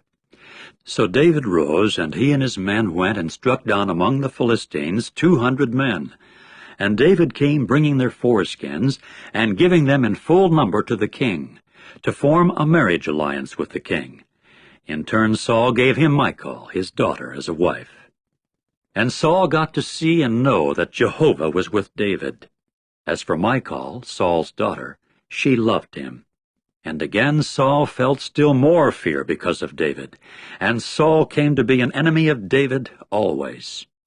And the princes of the Philistines would go out, and it would happen that as often as they went out, David acted most prudently of all the servants of Saul, and his name came to be very precious. Chapter 19. At length Saul spoke to Jonathan his son and to all his servants of putting David to death. As for Jonathan, Saul's son, he took great delight in David. So Jonathan told David, saying, Saul, my father, is seeking to have you put to death. And now be on your guard, please, in the morning, and you must dwell in secrecy and keep yourself hidden. And I, for my part, shall go out and certainly stand at the side of my father in the field where you will be. And I myself shall speak for you to my father, and I shall certainly see what will happen, and I shall be sure to tell you. Accordingly, Jonathan spoke well of David to Saul his father, and said to him, Do not let the king sin against his servant David, for he has not sinned toward you, and his works have been very good toward you. And he proceeded to put his soul in his palm, and strike the Philistine down, so that Jehovah performed a great salvation for all Israel. You saw it, and you gave way to rejoicing. So why should you sin against innocent blood in having David put to death for nothing? Then Saul obeyed the voice of Jonathan, and Saul swore, As Jehovah is living, he will not be put to death. Afterward Jonathan called David, and Jonathan told him all these words. Then Jonathan brought David to Saul, and he continued before him the same as formerly. In time war broke out again, and David went sallying forth and fighting against the Philistines and striking them down with a great slaughter, and they took to flight from before him. And Jehovah's bad spirit came to be upon Saul when he was sitting in his house with his spear in his hand, while David was playing music with his hand. Consequently Saul sought to pin David to the wall with the spear, but he dodged from before Saul, so that he struck the spear into the wall. And David himself fled that he might escape during that night. Later Saul sent messengers to David's house to watch it, and to have him put to death in the morning. But Michal, his wife, told David, saying, If you are not letting your soul escape tonight, tomorrow you will be a man put to death. Immediately Michal had David descend through the window, that he might go and run away and escape. Then Michal took the teraphim image and placed it on the couch, and a net of goat's hair she put at the place of his head, after which she covered it with a garment. Saul now sent messengers to take David, but she said, He is sick. So Saul sent the messengers to see David, saying, Bring him on his couch up to me, to have him put to death. When the messengers came in, why, there was the teraphim image on the couch, and a net of goat's hair at the place of his head. At this Saul said to Michal, Why did you trick me like this, so that you sent my enemy away that he might escape? In turn Michal said to Saul, He himself said to me, Send me away. Why should I put you to death? As for David, he ran away and made his escape, and got to come to Samuel at Ramah. And he proceeded to tell him all that Saul had done to him. Then he and Samuel went away, and they took up dwelling in Naioth. In time the report got to Saul, saying, Look, David is in Naioth in Ramah. At once Saul sent messengers to take David. When they got to see the elderly ones of the prophets prophesying, and Samuel standing in his position over them, the Spirit of God came to be upon Saul's messengers, and they began behaving like prophets, they also. When they told it to Saul, he immediately sent other messengers, and they began behaving like prophets, they also. So Saul sent messengers again, the third set, and they began behaving like prophets, they also. Finally he too went to Ramah. When he got as far as the great cistern that is in Seku, he began to inquire and say, Where are Samuel and David? To this they said, There in Naioth in Ramah. And he kept on his way from there to Naioth in Ramah, and the Spirit of God came to be upon him, yes, him, and he went on walking and continued behaving like a prophet until he came into Naioth in Ramah. And he also proceeded to strip off his garments and behave, he also, like a prophet before Samuel. And he lay fallen naked all that day and all that night. That is why they came to say, Is Saul also among the prophets? Chapter 20. And David went running away from Naioth in Ramah. However he came and said in front of Jonathan, What have I done? What is my error, and what sin have I committed before your father, for he is seeking for my soul? At this he said to him, It is unthinkable. You will not die. Look, my father will not do a big thing or a little thing, and not disclose it to my ear. And for what reason should my father conceal this matter from me? This does not happen. But David swore in addition and said, Your father must surely know that I have found favor in your eyes, and so would say, Do not let Jonathan know this, for fear he may feel hurt. But in fact, as Jehovah is living and as your soul is living, there is just about a step between me and death. And Jonathan went on to say to David, Whatever your soul may say, I shall do for you. At this David said to Jonathan, Look, tomorrow is new moon, and I myself ought without fail to be sitting with the king to eat. And you must send me away, and I must conceal myself in the field until the evening on the third day. If your father should miss me at all, then you must say, David earnestly asked leave of absence of me to run to Bethlehem, his city, because there is a yearly sacrifice there for all the family. If the way he should say is, It is all right, it means peace to your servant.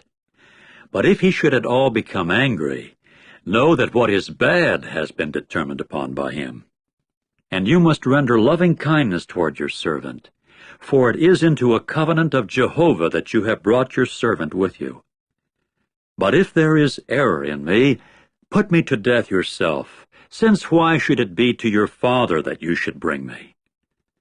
To this Jonathan said, That is unthinkable respecting you.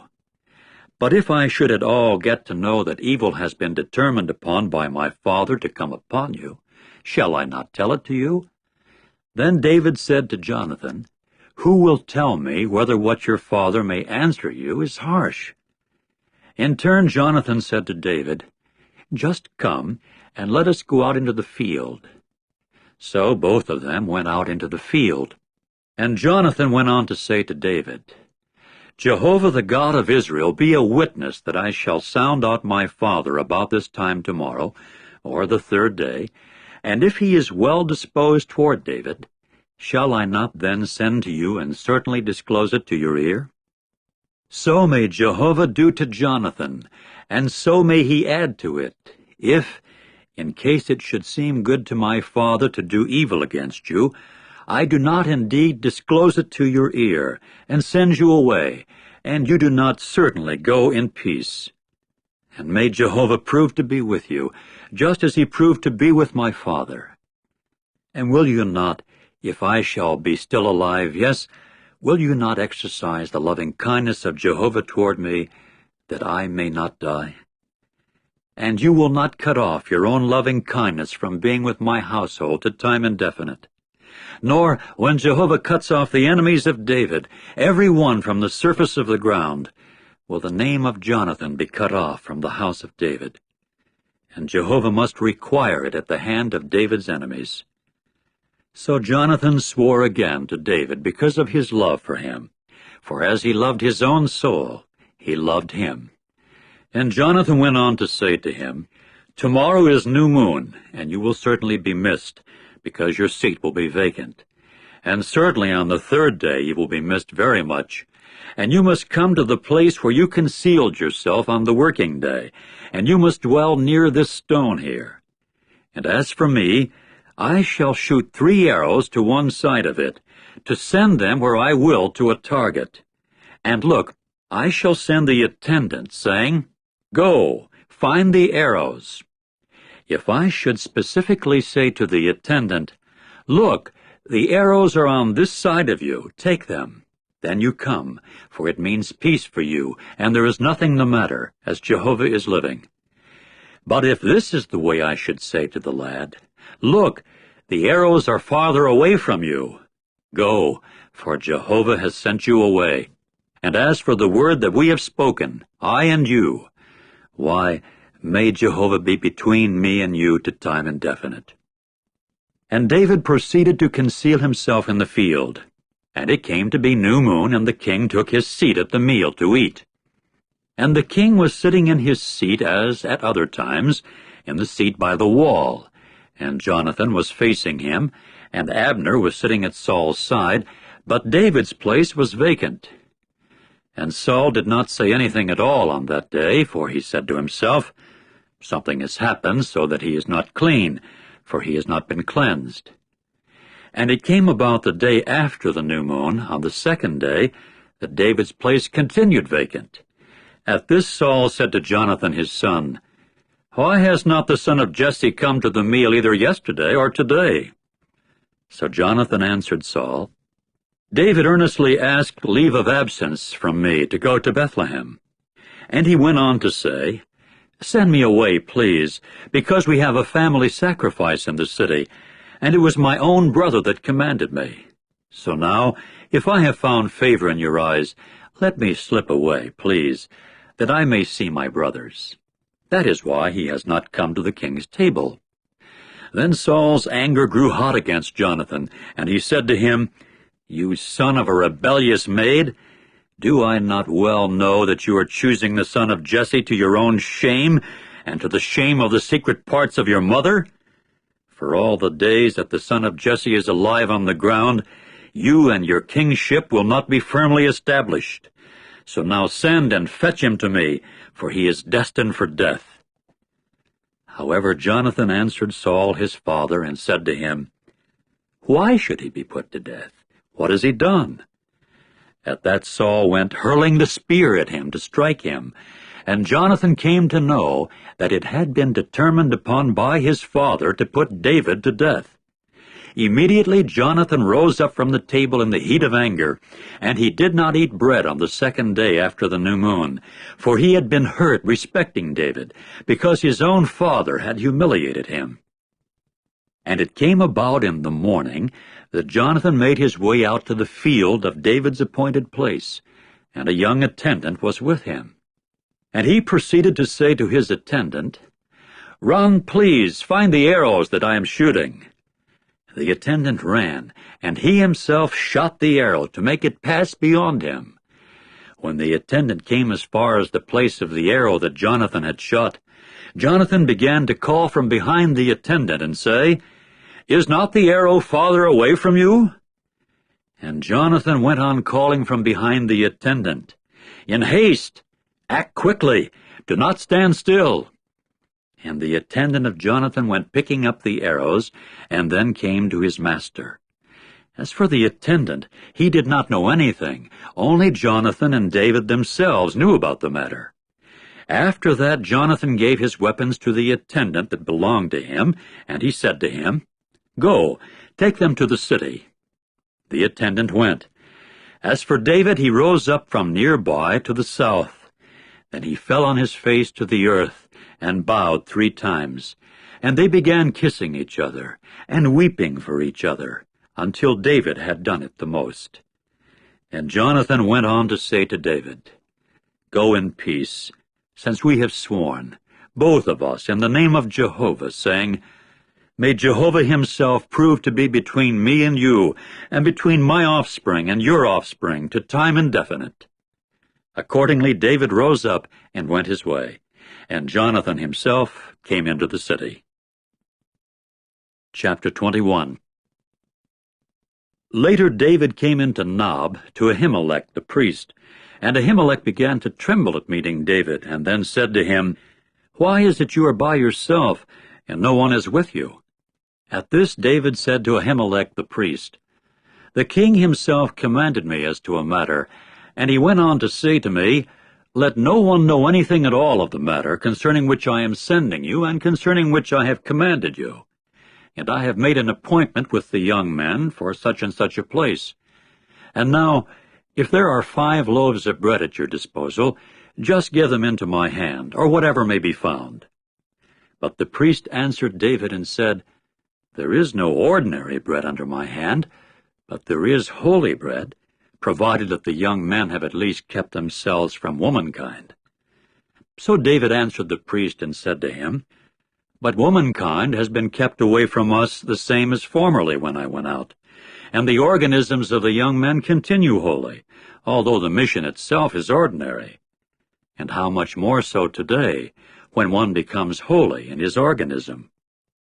At that the priest gave him what was holy, because there happened to be no bread there but the showbread that had been removed from before Jehovah, so as to place fresh bread there on the day of its being taken away. Now one of Saul's servants was there on that day, detained before Jehovah, and his name was Doeg the Edomite, the principal one of the shepherds that belonged to Saul. And David went on to say to Ahimelech, "And is there nothing here at your disposal, a spear or a sword? For neither my own sword nor my weapons did I take in my hand, because the king's matter proved to be urgent." To this the priest said, "The sword of Goliath the Philistine, whom you struck down in the low plain of Elah, here it is, wrapped up in a mantle behind the ephod. If it is what you would take for yourself, take it, because there is no other here except it." And David went on to say, "There is none like it. Give it to me." Then David rose up and continued running away on account of Saul on that day, and at length came to Achish, the king of Gath. And the servants of Achish began to say to him, "Is not this David, the king of the land? Was it not to this one that they kept responding with dances, saying, Saul has struck down his thousands, and David his tens of thousands?" And David began to take these words to his heart, and he became very much afraid on account of Achish, the king of Gath. So he disguised his sanity under their eyes, and began acting insane in their hand, and kept making cross marks on the doors of the gate, and let his saliva run down upon his beard. Finally Achish said to his servants, "Here you see a man behaving crazy. Why should you bring him to me? Am I in need of people driven crazy, so that you have brought this one to behave crazy by me? Should this one come into my home?" Chapter 22. So David proceeded to go from there and escaped to the cave of Adullam. And his brothers and the entire house of his father got to hear of it, and made their way down there to him. And all men in distress, and all men who had a creditor, and all men bitter in soul began to collect together to him. And he came to be a chief over them, and there came to be with him about 400 men. Later David went from there to Mizpah in Moab, and said to the king of Moab, "Let my father and my mother, please, dwell with you people until I know what God will do to me."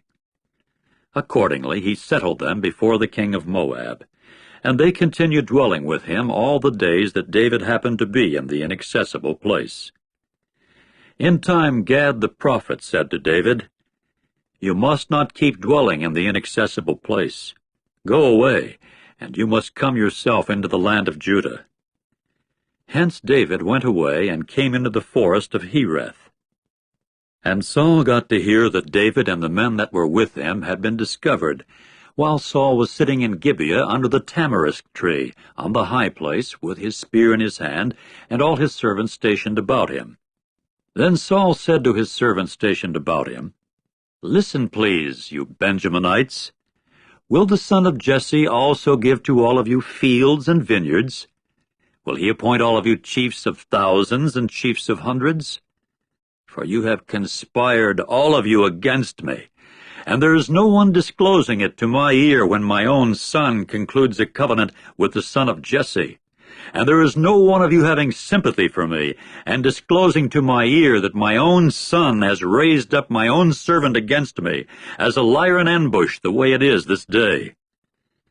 At this Doeg the Edomite, being stationed as he was over the servants of Saul, answered and said, "I saw the son of Jesse come to Nob, to Ahimelech the son of Ahitub, and he proceeded to inquire of Jehovah for him, and provisions he gave him, and the sword of Goliath the Philistine he gave him."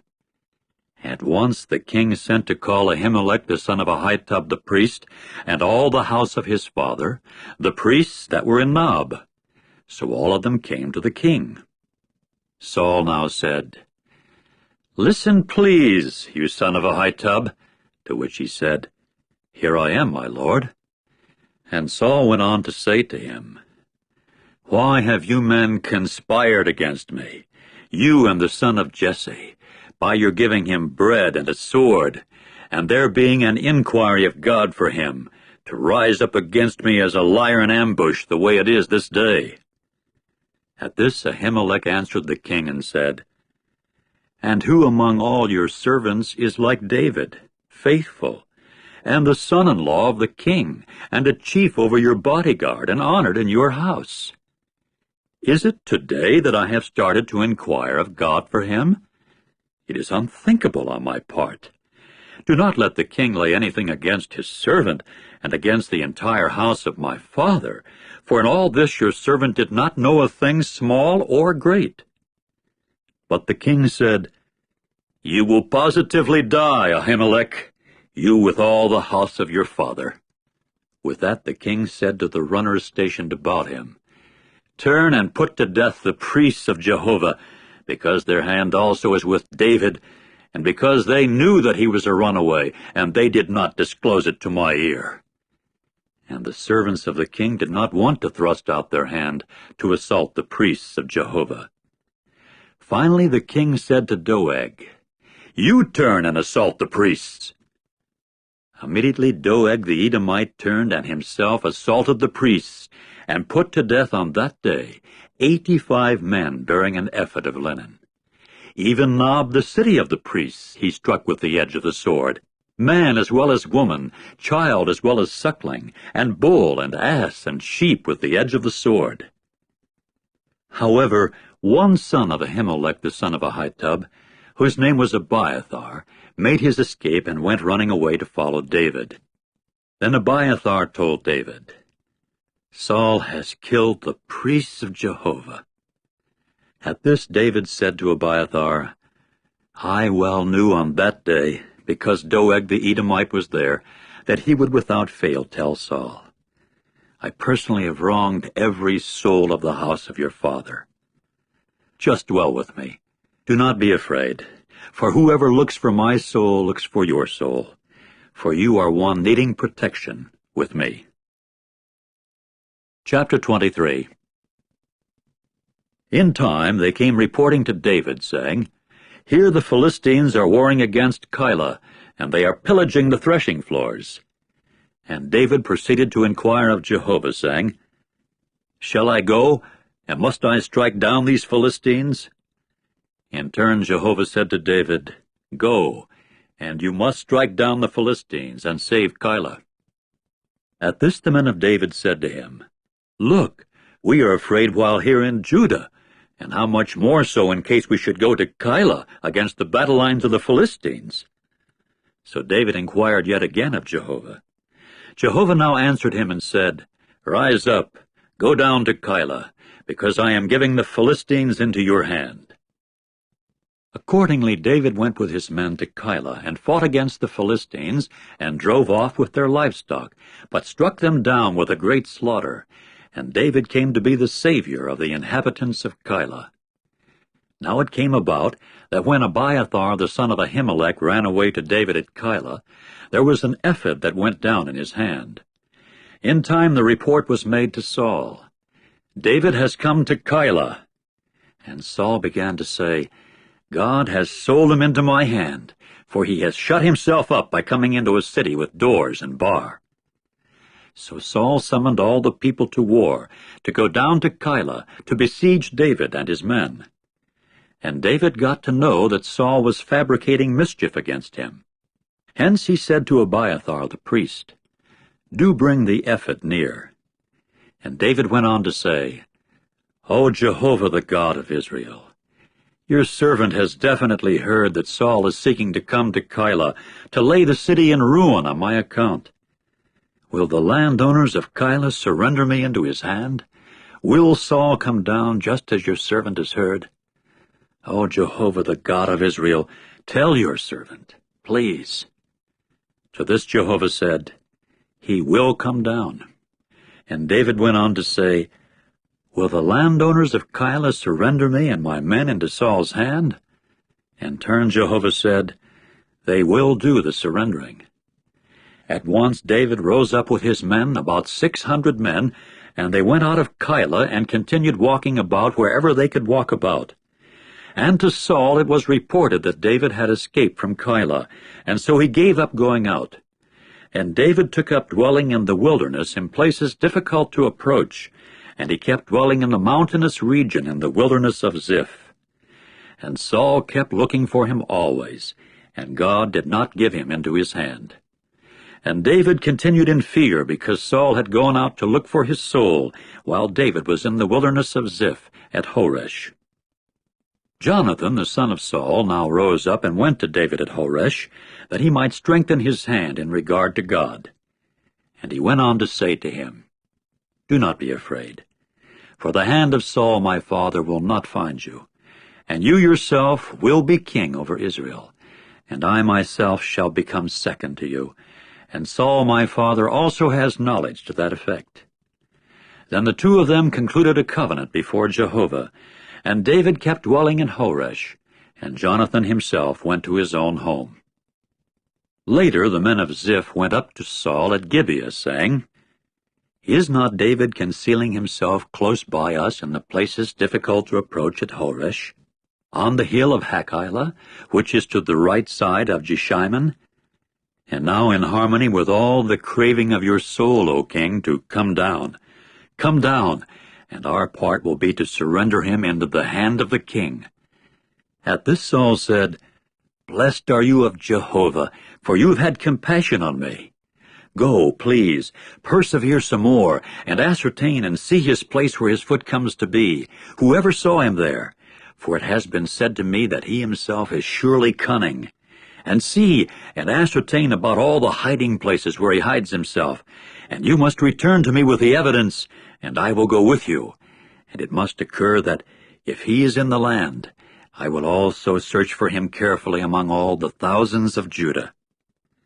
So they rose up and went to Ziph ahead of Saul, while David and his men were in the wilderness of Maon, in the Arabah, to the south of Jeshimon. Later Saul came with his men to look for him. When they told David, he at once went down to the crag and continued dwelling in the wilderness of Maon. When Saul got to hear of it, he went chasing after David into the wilderness of Maon. Eventually Saul came to this side of the mountain, and David and his men were on that side of the mountain. So David became hurried to go away because of Saul. All the while Saul and his men were closing in on David and his men to grab hold of them. But there was a messenger that came to Saul, saying, "Do hasten and go, for the Philistines have made a raid on the land." At that Saul turned back from chasing after David and went to meet the Philistines. That is why they have called that place the Crag of the Divisions. Then David made his way up from there and took up dwelling in the places difficult to approach at En-gedi. Chapter 24. And it came about that as soon as Saul returned from following the Philistines, they came reporting to him, saying, "Look, David is in the wilderness of En-gedi." And Saul proceeded to take 3,000 chosen men out of all Israel, and to go looking for David and his men upon the bare rocks of the mountain goats. At length he came to the stone sheepfolds along the road, where a cave was. So Saul came in to ease nature, while David and his men were in the parts of the cave farthest back, sitting down. And David's men began to say to him, "Here is the day on which Jehovah does say to you, 'Look, I am giving your enemy into your hand, and you must do to him just as it may seem good in your eyes.'" So David rose up and quietly cut off the skirt of the sleeveless coat that belonged to Saul. But it came about afterward that David's heart kept striking him for the reason that he had cut off the skirt of the sleeveless coat that belonged to Saul. Hence he said to his men, "It is unthinkable on my part, from Jehovah's standpoint, that I should do this thing to my Lord, the anointed of Jehovah, by thrusting out my hand against him, for he is the anointed of Jehovah." Accordingly David dispersed his men with these words, and he did not allow them to rise up against Saul. As for Saul, he rose up from the cave and kept going on his way. So David rose up afterward, and went out from the cave, and called out after Saul, saying, "My lord, the king!" At this Saul looked behind him, and David proceeded to bow low with his face to the earth and prostrate himself. And David went on to say to Saul, "Why do you listen to the words of man, saying, 'Look, David is seeking your hurt'? Here this day your eyes have seen how Jehovah gave you today into my hand in the cave. And someone said to kill you, but I felt sorry for you and said, 'I shall not thrust out my hand against my Lord, for he is the anointed of Jehovah.' And, my father, see, yes, see the skirt of your sleeveless coat in my hand. For when I cut off the skirt of your sleeveless coat, I did not kill you. Know and see that there is no badness or revolt in my hand, and I have not sinned against you, while you are lying in wait for my soul to take it away. May Jehovah judge between me and you, and Jehovah must take vengeance for me from you, but my own hand will not come to be upon you. Just as the proverb of the ancients says, 'From the wicked ones wickedness will go forth, but my own hand will not come to be upon you.' After whom has the king of Israel gone out? After whom are you chasing? After a dead dog? After a single flea? And Jehovah must become judge, and he must judge between me and you, and he will see and he will conduct the legal case for me, and judge me to free me from your hand." And it came about that at the moment that David finished speaking these words to Saul, Saul proceeded to say, "Is this your voice, my son David?" And Saul began to raise his own voice and weep. And he went on to say to David, "You are more righteous than I am, for it is you who have rendered me good, and it is I who have rendered you evil. And you have told today what good you have done in connection with me, in that Jehovah surrendered me into your hand, and you did not kill me. Now in the case where a man finds his enemy, will he send him away on a good road? So Jehovah himself will reward you with good, due to the fact that this day you have done it to me.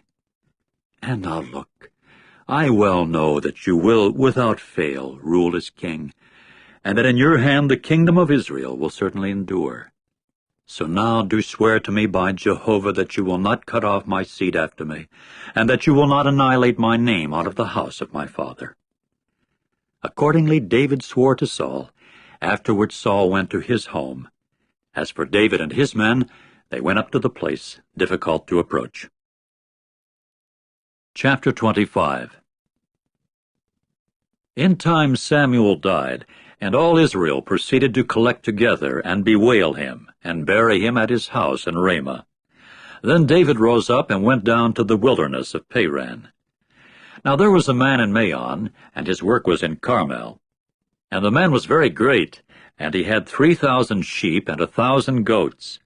And he came to be engaged in shearing his sheep at Carmel. And the man's name was Nabal, and his wife's name was Abigail. And the wife was good in discretion and beautiful in form, but the husband was harsh and bad in his practices, and he was a Calebite. And David got to hear in the wilderness that Nabal was shearing his sheep. So David sent 10 young men, and David said to the young men, "Go up to Carmel, and you must come to Nabal and ask him in my name about his welfare. And this is what you must say to my brother. May you be well, and also your household be well, and all that you have be well. And now I have heard that you have shearers. Now the shepherds that belong to you happen themselves to be with us.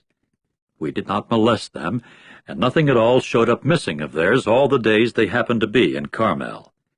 Ask your own young men, and they will tell you that my young men may find favor in your eyes, because it was upon a good day that we came. Just give, please, whatever your hand may find to your servants and to your son David." Accordingly David's young men came and spoke to Nabal in accord with all these words in the name of David, and then waited. At this Nabal answered David's servants and said, "Who is David, and who is the son of Jesse? Nowadays the servants that are breaking away, each one from before his master, have become many. And do I have to take my bread, and my water, and my slaughtered meat that I have butchered for my shearers, and give it to men of whom I do not even know from where they are?" Upon that David's young men turned around on their way, and went back and came and reported to him in accord with all these words. Immediately David said to his men, "Gird on every one his sword." So they girded on every one his sword, and David also girded on his own sword. And they began to go up after David, about 400 men, while 200 sat by the baggage. Meanwhile, to Abigail, Nabal's wife, one of the young men reported, saying, "Look, David sent messengers from the wilderness to wish our master well, but he screamed rebukes at them. And the men were very good to us, and they did not molest us, and we did not miss a single thing all the days of our walking about with them while we happened to be in the field. A wall was what they proved to be around us, both by night and by day, all the days that we happened to be with them, shepherding the flock. And now know and see what you are going to do, for calamity has been determined against our master and against all his house, as he is too much of a good-for-nothing fellow to speak to him." At once Abigail hastened and took 200 loaves of bread and 2 large jars of wine, and 5 sheep dressed, and 5 seah measures of roasted grain, and 100 cakes of raisins, and 200 cakes of pressed figs, and put them upon the asses. Then she said to her young men, "Pass on ahead of me. Look, I am coming after you." But to her husband Nabal she told nothing. And it occurred that while she was riding on the ass, and secretly going down the mountain, why, there were David and his men coming down to meet her. So she encountered them. As for David, he had said, "It was altogether for disappointment that I guarded everything that belongs to this fellow in the wilderness, and not a single thing of all that belongs to him showed up missing, and yet he repays me evil in return for good. So may God do to the enemies of David, and so may he add to it if I shall let any one of all who are his that urinates against the wall remain until the morning." When Abigail caught sight of David, she at once hastened and got down off the ass and fell upon her face before David and bowed to the earth. She then fell at his feet and said, "Upon me myself, O my lord, be the error, and please, let your slave girl speak in your ears, and listen to the words of your slave girl. Please, do not let my lord set his heart upon this good-for-nothing man Nabal. For, as his name is, so is he. Nabal is his name, and senselessness is with him. As for me, your slave girl, I did not see my lord's young men that you had sent. And now, my lord, as Jehovah is living, and as your soul is living, Jehovah has held you back from entering into blood guilt, and having your own hand come to your salvation. And now let your enemies and those seeking injury to my lord become like Nabal. And now as regards this gift blessing that your maidservant has brought to my lord, it must be given to the young men that are walking about in the steps of my lord. Pardon, please, the transgression of your slave girl, because Jehovah will without fail make for my lord a lasting house, because the wars of Jehovah are what my lord is fighting. And as for badness, it will not be found in you throughout your days. When man rises up to pursue you and look for your soul, the soul of my lord will certainly prove to be wrapped up in the bag of life with Jehovah your God. But as for the soul of your enemies, he will sling it forth as from inside the hollow of the sling. And it must occur that because Jehovah will do to my lord the good toward you according to all that he has spoken, he certainly will commission you as leader over Israel. And let this not become to you a cause for staggering, or a stumbling block to the heart of my lord, both by the shedding of blood without cause, and by having the hand of my lord itself come to his salvation. And Jehovah will certainly do good to my lord, and you must remember your slave girl." At this David said to Abigail, "Blessed be Jehovah the God of Israel, who has sent you this day to meet me. And blessed be your sensibleness, and blessed be you who have restrained me this day from entering into blood guilt, and having my own hand come to my salvation. And on the other hand, as Jehovah the God of Israel is living, who has held me back from doing injury to you, if you had not hastened that you might come to meet me, there would certainly not have remained to Nabal until the morning light anyone urinating against a wall." With that David accepted from her hand what she had brought him, and to her he said, "Go up in peace to your house. See, I have listened to your voice, that I may have consideration for your person." Later Abigail came in to Nabal, and there he was having a feast in his house like the feast of the king, and Nabal's heart was feeling good within him, and he was as drunk as could be. And she did not tell him a thing, small or great, until the morning light. And it came about in the morning, when the wine had gone out of Nabal, that his wife went telling him these things. And his heart came to be dead inside him, and he himself became as a stone. After that about 10 days elapsed, and then Jehovah struck Nabal, so that he died. And David got to hear that Nabal had died, and so he said, "Blessed be Jehovah, who has conducted the legal case of my reproach to free me from Nabal's hand, and has kept his servant back from badness, and the badness of Nabal Jehovah has turned back upon his own head." And David proceeded to send and propose to Abigail, to take her as his wife. So David's servants came to Abigail at Carmel, and spoke to her, saying, "David himself has sent us to you, to take you as his wife." Immediately she rose up and bowed with her face to the earth and said, "Here is your slave girl, as a maidservant to wash the feet of the servants of my lord." Then Abigail hastened and rose up and went riding on the ass with 5 maids of hers walking behind her. And she went accompanying the messengers of David, and then became his wife. David had also taken Ahinoam from Jezreel, and the women came to be, even both of them, his wives. As for Saul, he had given Michal, his daughter David's wife, to Paltai, the son of Laish, who was from Galim. Chapter 26. In time the men of Ziph came to Saul at Gibeah, saying, Is not David concealing himself on the hill of Hachilah, facing Jeshimon? And Saul proceeded to rise up and go down to the wilderness of Ziph, and with him 3,000 men, the chosen ones of Israel, to look for David in the wilderness of Ziph. And Saul took up camping on the hill of Hachilah, which faces Jeshimon, by the road, while David was dwelling in the wilderness. And he got to see that Saul had come after him into the wilderness. So David sent spies that he might know that Saul had for a fact come. Later David rose up and went to the place where Saul had encamped, and David got to see the place where Saul had lain down, and also Abner, the son of Ner, the chief of his army. And Saul was lying in the camp enclosure with the people camping all around him. Then David answered and said to Ahimelech the Hittite, and Abishai the son of Zeruiah, the brother of Joab, Who will go down with me to Saul into the camp? To this Abishai said, I myself shall go down with you. And David made his way with Abishai to the people by night. And look, Saul was lying asleep in the camp enclosure with his spear stuck into the earth at his head, and Abner and the people were lying all around him.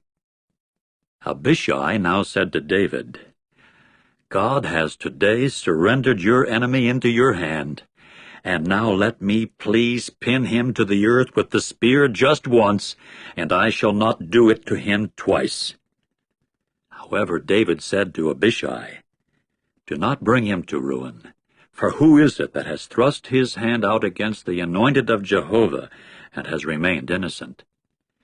And David went on to say, As Jehovah is living, Jehovah himself will deal him a blow, or his day will come and he will have to die, or down into battle he will go, and he will certainly be swept away. It is unthinkable on my part, from Jehovah's standpoint, to thrust my hand out against the anointed of Jehovah. So now take, please, the spear that is at his head and the water jug, and let us get on our way.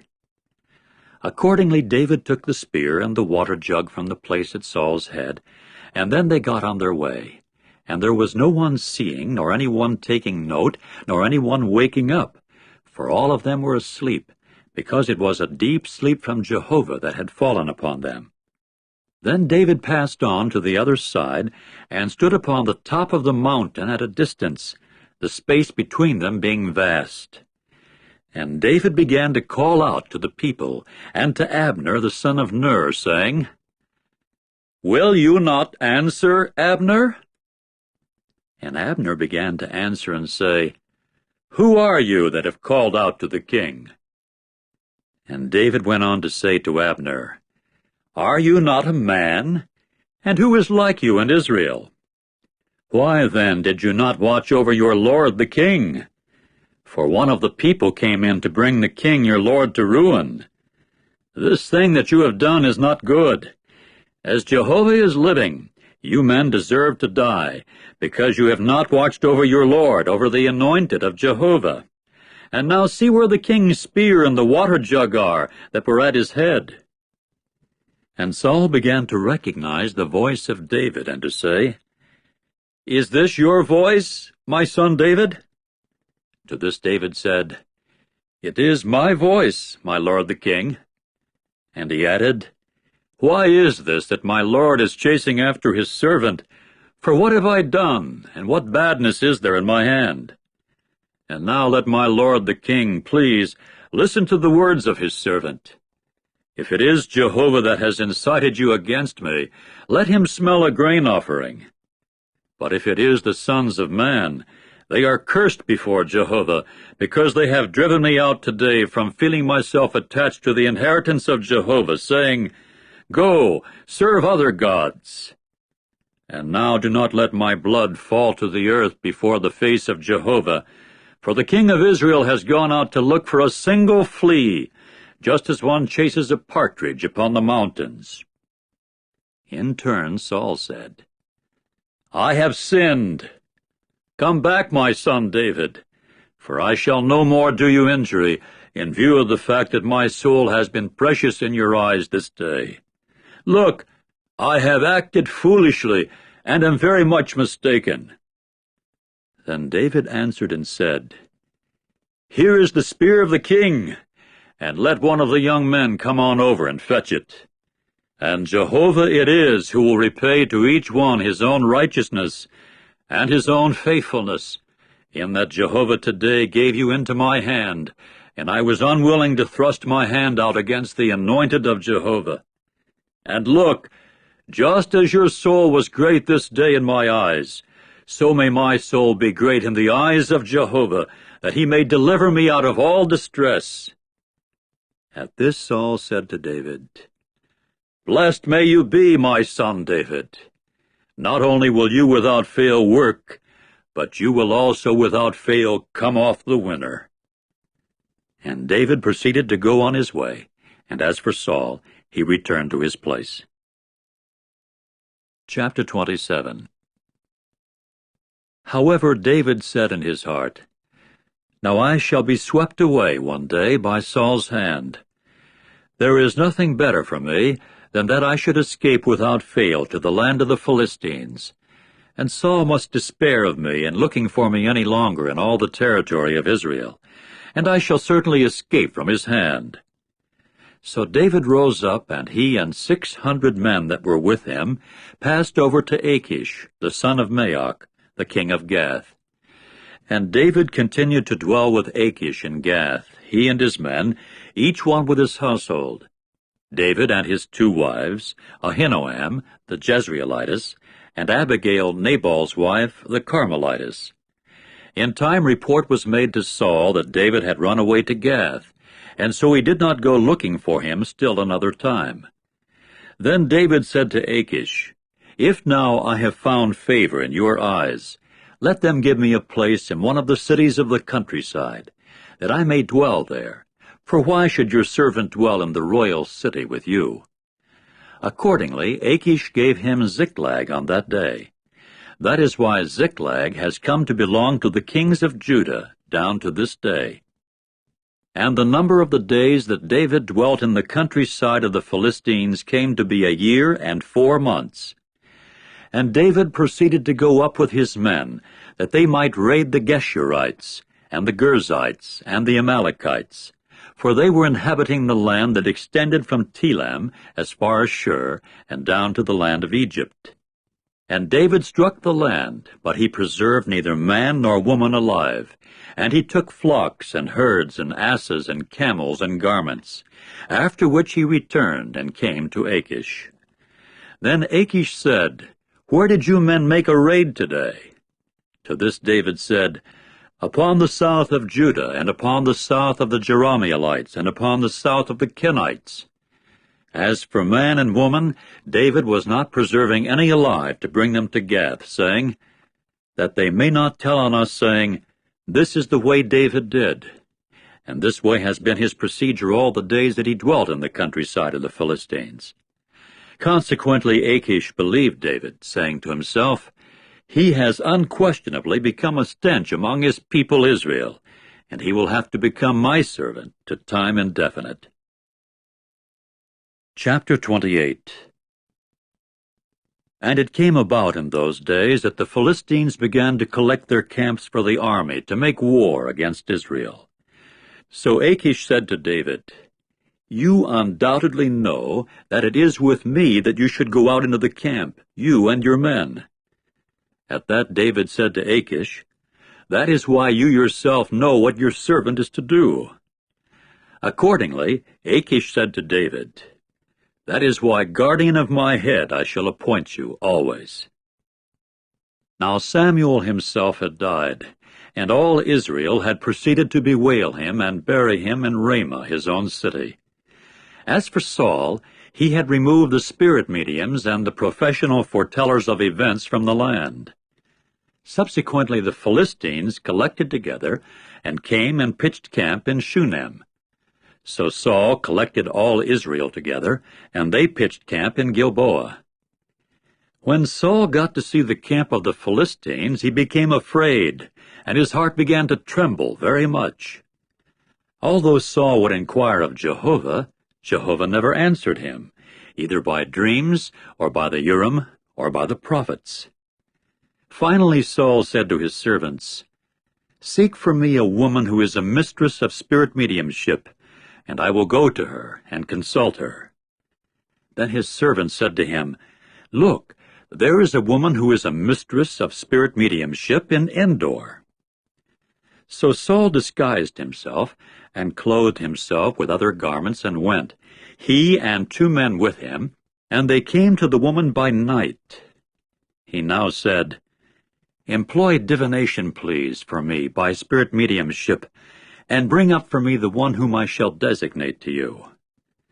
However, the woman said to him, "Here you yourself well know what Saul did, how he cut off the spirit mediums and the professional foretellers of events from the land. Why then are you acting like a trapper against my soul to have me put to death?"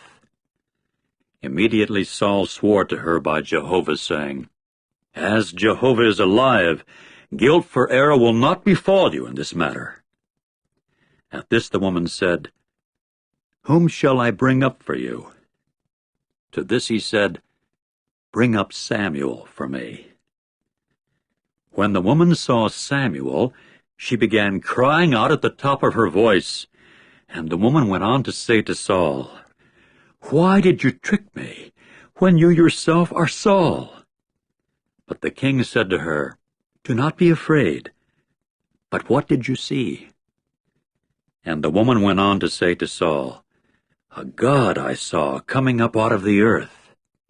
At once he said to her, "What is his form?" To which she said, "It is an old man coming up, and he has himself covered with a sleeveless coat." At that Saul recognized that it was Samuel, and he proceeded to bow low with his face to the earth and to prostrate himself. And Samuel began to say to Saul, "Why have you disturbed me by having me brought up?" To this Saul said, "I am in very sore straits, as the Philistines are fighting against me, and God himself has departed from me, and has answered me no more, either by means of the prophets or by dreams, so that I am calling you to let me know what I shall do." And Samuel went on to say, "Why then do you inquire of me, when Jehovah himself has departed from you, and proves to be your adversary? And Jehovah will do for himself just as he spoke by means of me, and Jehovah will rip the kingdom away from your hand, and give it to your fellow man, David. As you did not obey the voice of Jehovah, and you did not execute his burning anger against Amalek, that is why this is the thing that Jehovah will certainly do to you this day. And Jehovah will also give Israel with you into the hand of the Philistines, and tomorrow you and your sons will be with me. Even the camp of Israel Jehovah will give into the hand of the Philistines." At that Saul quickly fell down his full length to the earth, and became very much afraid because of Samuel's words. Also, there happened to be no power in him, because he had not eaten food the whole day and the whole night. The woman now came to Saul, and saw that he had been greatly disturbed. So she said to him, "Here your maidservant has obeyed your voice, and I proceeded to put my soul in my palm, and obey the words that you spoke to me. And now, please, you in turn obey the voice of your maidservant, and let me set before you a piece of bread, and you eat, that power may come to be in you, because you will go on your way." But he refused and said, "I am not going to eat." However, his servants and also the woman kept urging him. Finally he obeyed their voice and rose up from the earth and sat on the couch. Now the woman had a fattened calf in the house, so she quickly sacrificed it, and took flour and kneaded dough, and baked it into unfermented cakes. Then she served them to Saul and his servants, and they ate. After that they rose up and went away during that night. Chapter 29. And the Philistines proceeded to collect all their camps together at Aphek, while the Israelites were camping by the spring that was in Jezreel. And the Axis lords of the Philistines were passing along by hundreds and by thousands, and David and his men were passing along afterward with Achish. And the princes of the Philistines began to say, "What do these Hebrews mean?" At this Achish said to the princes of the Philistines, "Is this not David, the servant of Saul, king of Israel, who happened to be with me here a year or two, and I have not found in him a single thing from the day of his deserting to me until this day?" And the princes of the Philistines became indignant at him, and the princes of the Philistines went on to say to him, "Make the man go back, and let him go back to his place where you assigned him, and do not let him go down with us into the battle, that he may not become a resister of us in the battle. And with what should this person put himself in favor with his lord? Is it not with the heads of those our men? Is this not David to whom they kept responding in the dances, saying, 'Saul has struck down his thousands, and David his tens of thousands?'" Consequently Achish called David and said to him, "As Jehovah is living, you are upright, and your going out and your coming in with me in the camp has been good in my eyes, for I have not found badness in you from the day of your coming to me until this day. But in the eyes of the Axis lords you are not good. And now return and go in peace, that you may not do anything bad in the eyes of the Axis lords of the Philistines." However, David said to Achish, "Why, what have I done? And what have you found in your servant from the day that I came to be before you until this day, that I should not come and actually fight against the enemies of my lord the king?" At this Achish answered and said to David, "I well know that you have been good in my own eyes, like an angel of God. Only it is the princes of the Philistines that have said, 'Let him not go up with us into the battle.' And now rise up early in the morning with the servants of your lord that came with you. And you men must rise up early in the morning when it has become light for you. Then go." Accordingly David rose up early, he and his men, to go in the morning and return to the land of the Philistines. And the Philistines themselves went up to Jezreel. Chapter 30. And it came about while David and his men were coming to Ziklag on the third day, that the Amalekites made a raid on the south and on Ziklag, and they proceeded to strike Ziklag and burn it with fire, and to carry off captive the women and all that were in it, from the smallest to the greatest. They did not put anyone to death, but they drove them along and went on their way. When David came with his men to the city, why, there it was burned with fire, and as for their wives and their sons and their daughters, they had been carried off captive. And David and the people that were with him began to raise their voice and weep, until there was in them no power to weep any more. And David's 2 wives had been carried off captive, Ahinoam the Jezreelitess, and Abigail the wife of Nabal the Carmelite. And it became very distressing to David, because the people said to stone him, for the soul of all the people had become bitter, each one because of his sons and his daughters.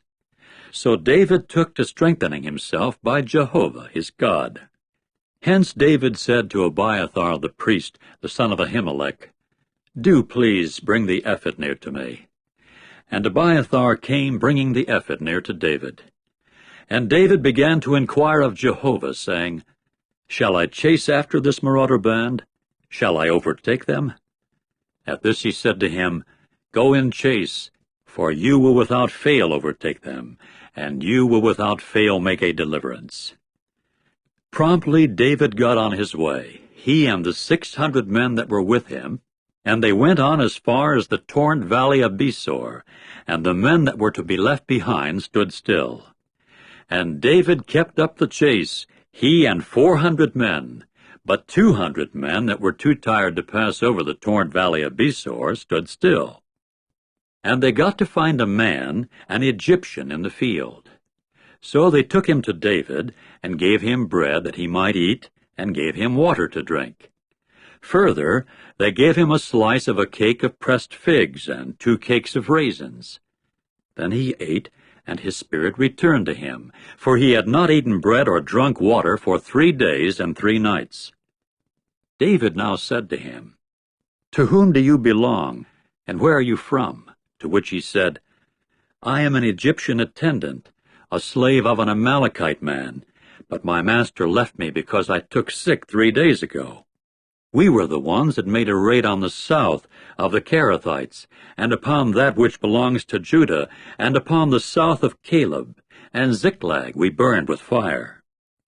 At this David said to him, "Will you lead me down to this marauder band?"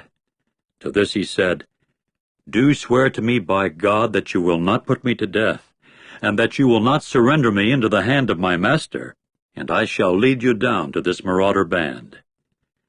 Accordingly he led him down, and there they were spread disorderly over the surface of all the land, eating and drinking and having a feast, on account of all the great spoil that they had taken from the land of the Philistines and the land of Judah. And David went striking them down from the morning darkness until the evening, that he might devote them to destruction. And not a man of them escaped except 400 young men that rode upon camels and took to flight. And David got to deliver all that the Amalekites had taken, and his 2 wives David delivered. And there was nothing of theirs lacking, from the smallest to the greatest, and to sons and daughters, and from the spoil, even to anything that they had taken for themselves. Everything David recovered. So David took all the flocks and the herds which they drove before that other livestock. Then they said, "This is David's spoil." At length David came to the 200 men who had been too tired to go along with David, and whom they had kept sitting by the torrent valley of Besor, and they came out to meet David, and to meet the people that were with him. When David came near to the people, he began to ask them how they were. However, every bad and good-for-nothing man out of the men that had gone with David answered and kept saying, "For the reason that they did not go with us, we will give them none of the spoil that we delivered, except to each one his wife and his sons, and let them lead them and go." But David said, "You must not do that way, my brothers, with what Jehovah has given us, in that he safeguarded us, and gave the marauder band that came against us into our hand. And who will listen to you as to this saying? For as the share of the one that went down into the battle, even so will the share of the one that sat by the baggage be. All will have a share together." And it came about from that day forward that he kept it set as a regulation and a judicial decision for Israel down to this day. When David came to Ziklag, he proceeded to send some of the spoil to the older men of Judah, his friends, saying, "Here is a gift blessing for you from the spoil of Jehovah's enemies." To those who were in Bethel, and to those in Ramoth of the south, and to those in Jeter, and to those in Aroer, and to those in Siphmoth, and to those in Eshtemoa, and to those in Rechal, and to those in the cities of the Jerahmeelites, and to those in the cities of the Kenites, and to those in Hormah, and to those in Borashan, and to those in Athak, and to those in Hebron, and to all the places where David had walked about, he and his men. Chapter 31. Now the Philistines were fighting against Israel, and the men of Israel took to flight from before the Philistines, and they kept falling down slain in Mount Gilboa. And the Philistines kept in close range of Saul and his sons, and the Philistines at last struck down Jonathan, and Abinadab, and Malchishua, Saul's sons. And the fighting became heavy against Saul, and the shooters, the bowmen, finally found him, and he got severely wounded by the shooters. Then Saul said to his armor-bearer, "Draw your sword and run me through with it, that these uncircumcised men may not come and certainly run me through and deal abusively with me." And his armor-bearer was unwilling, because he was very much afraid.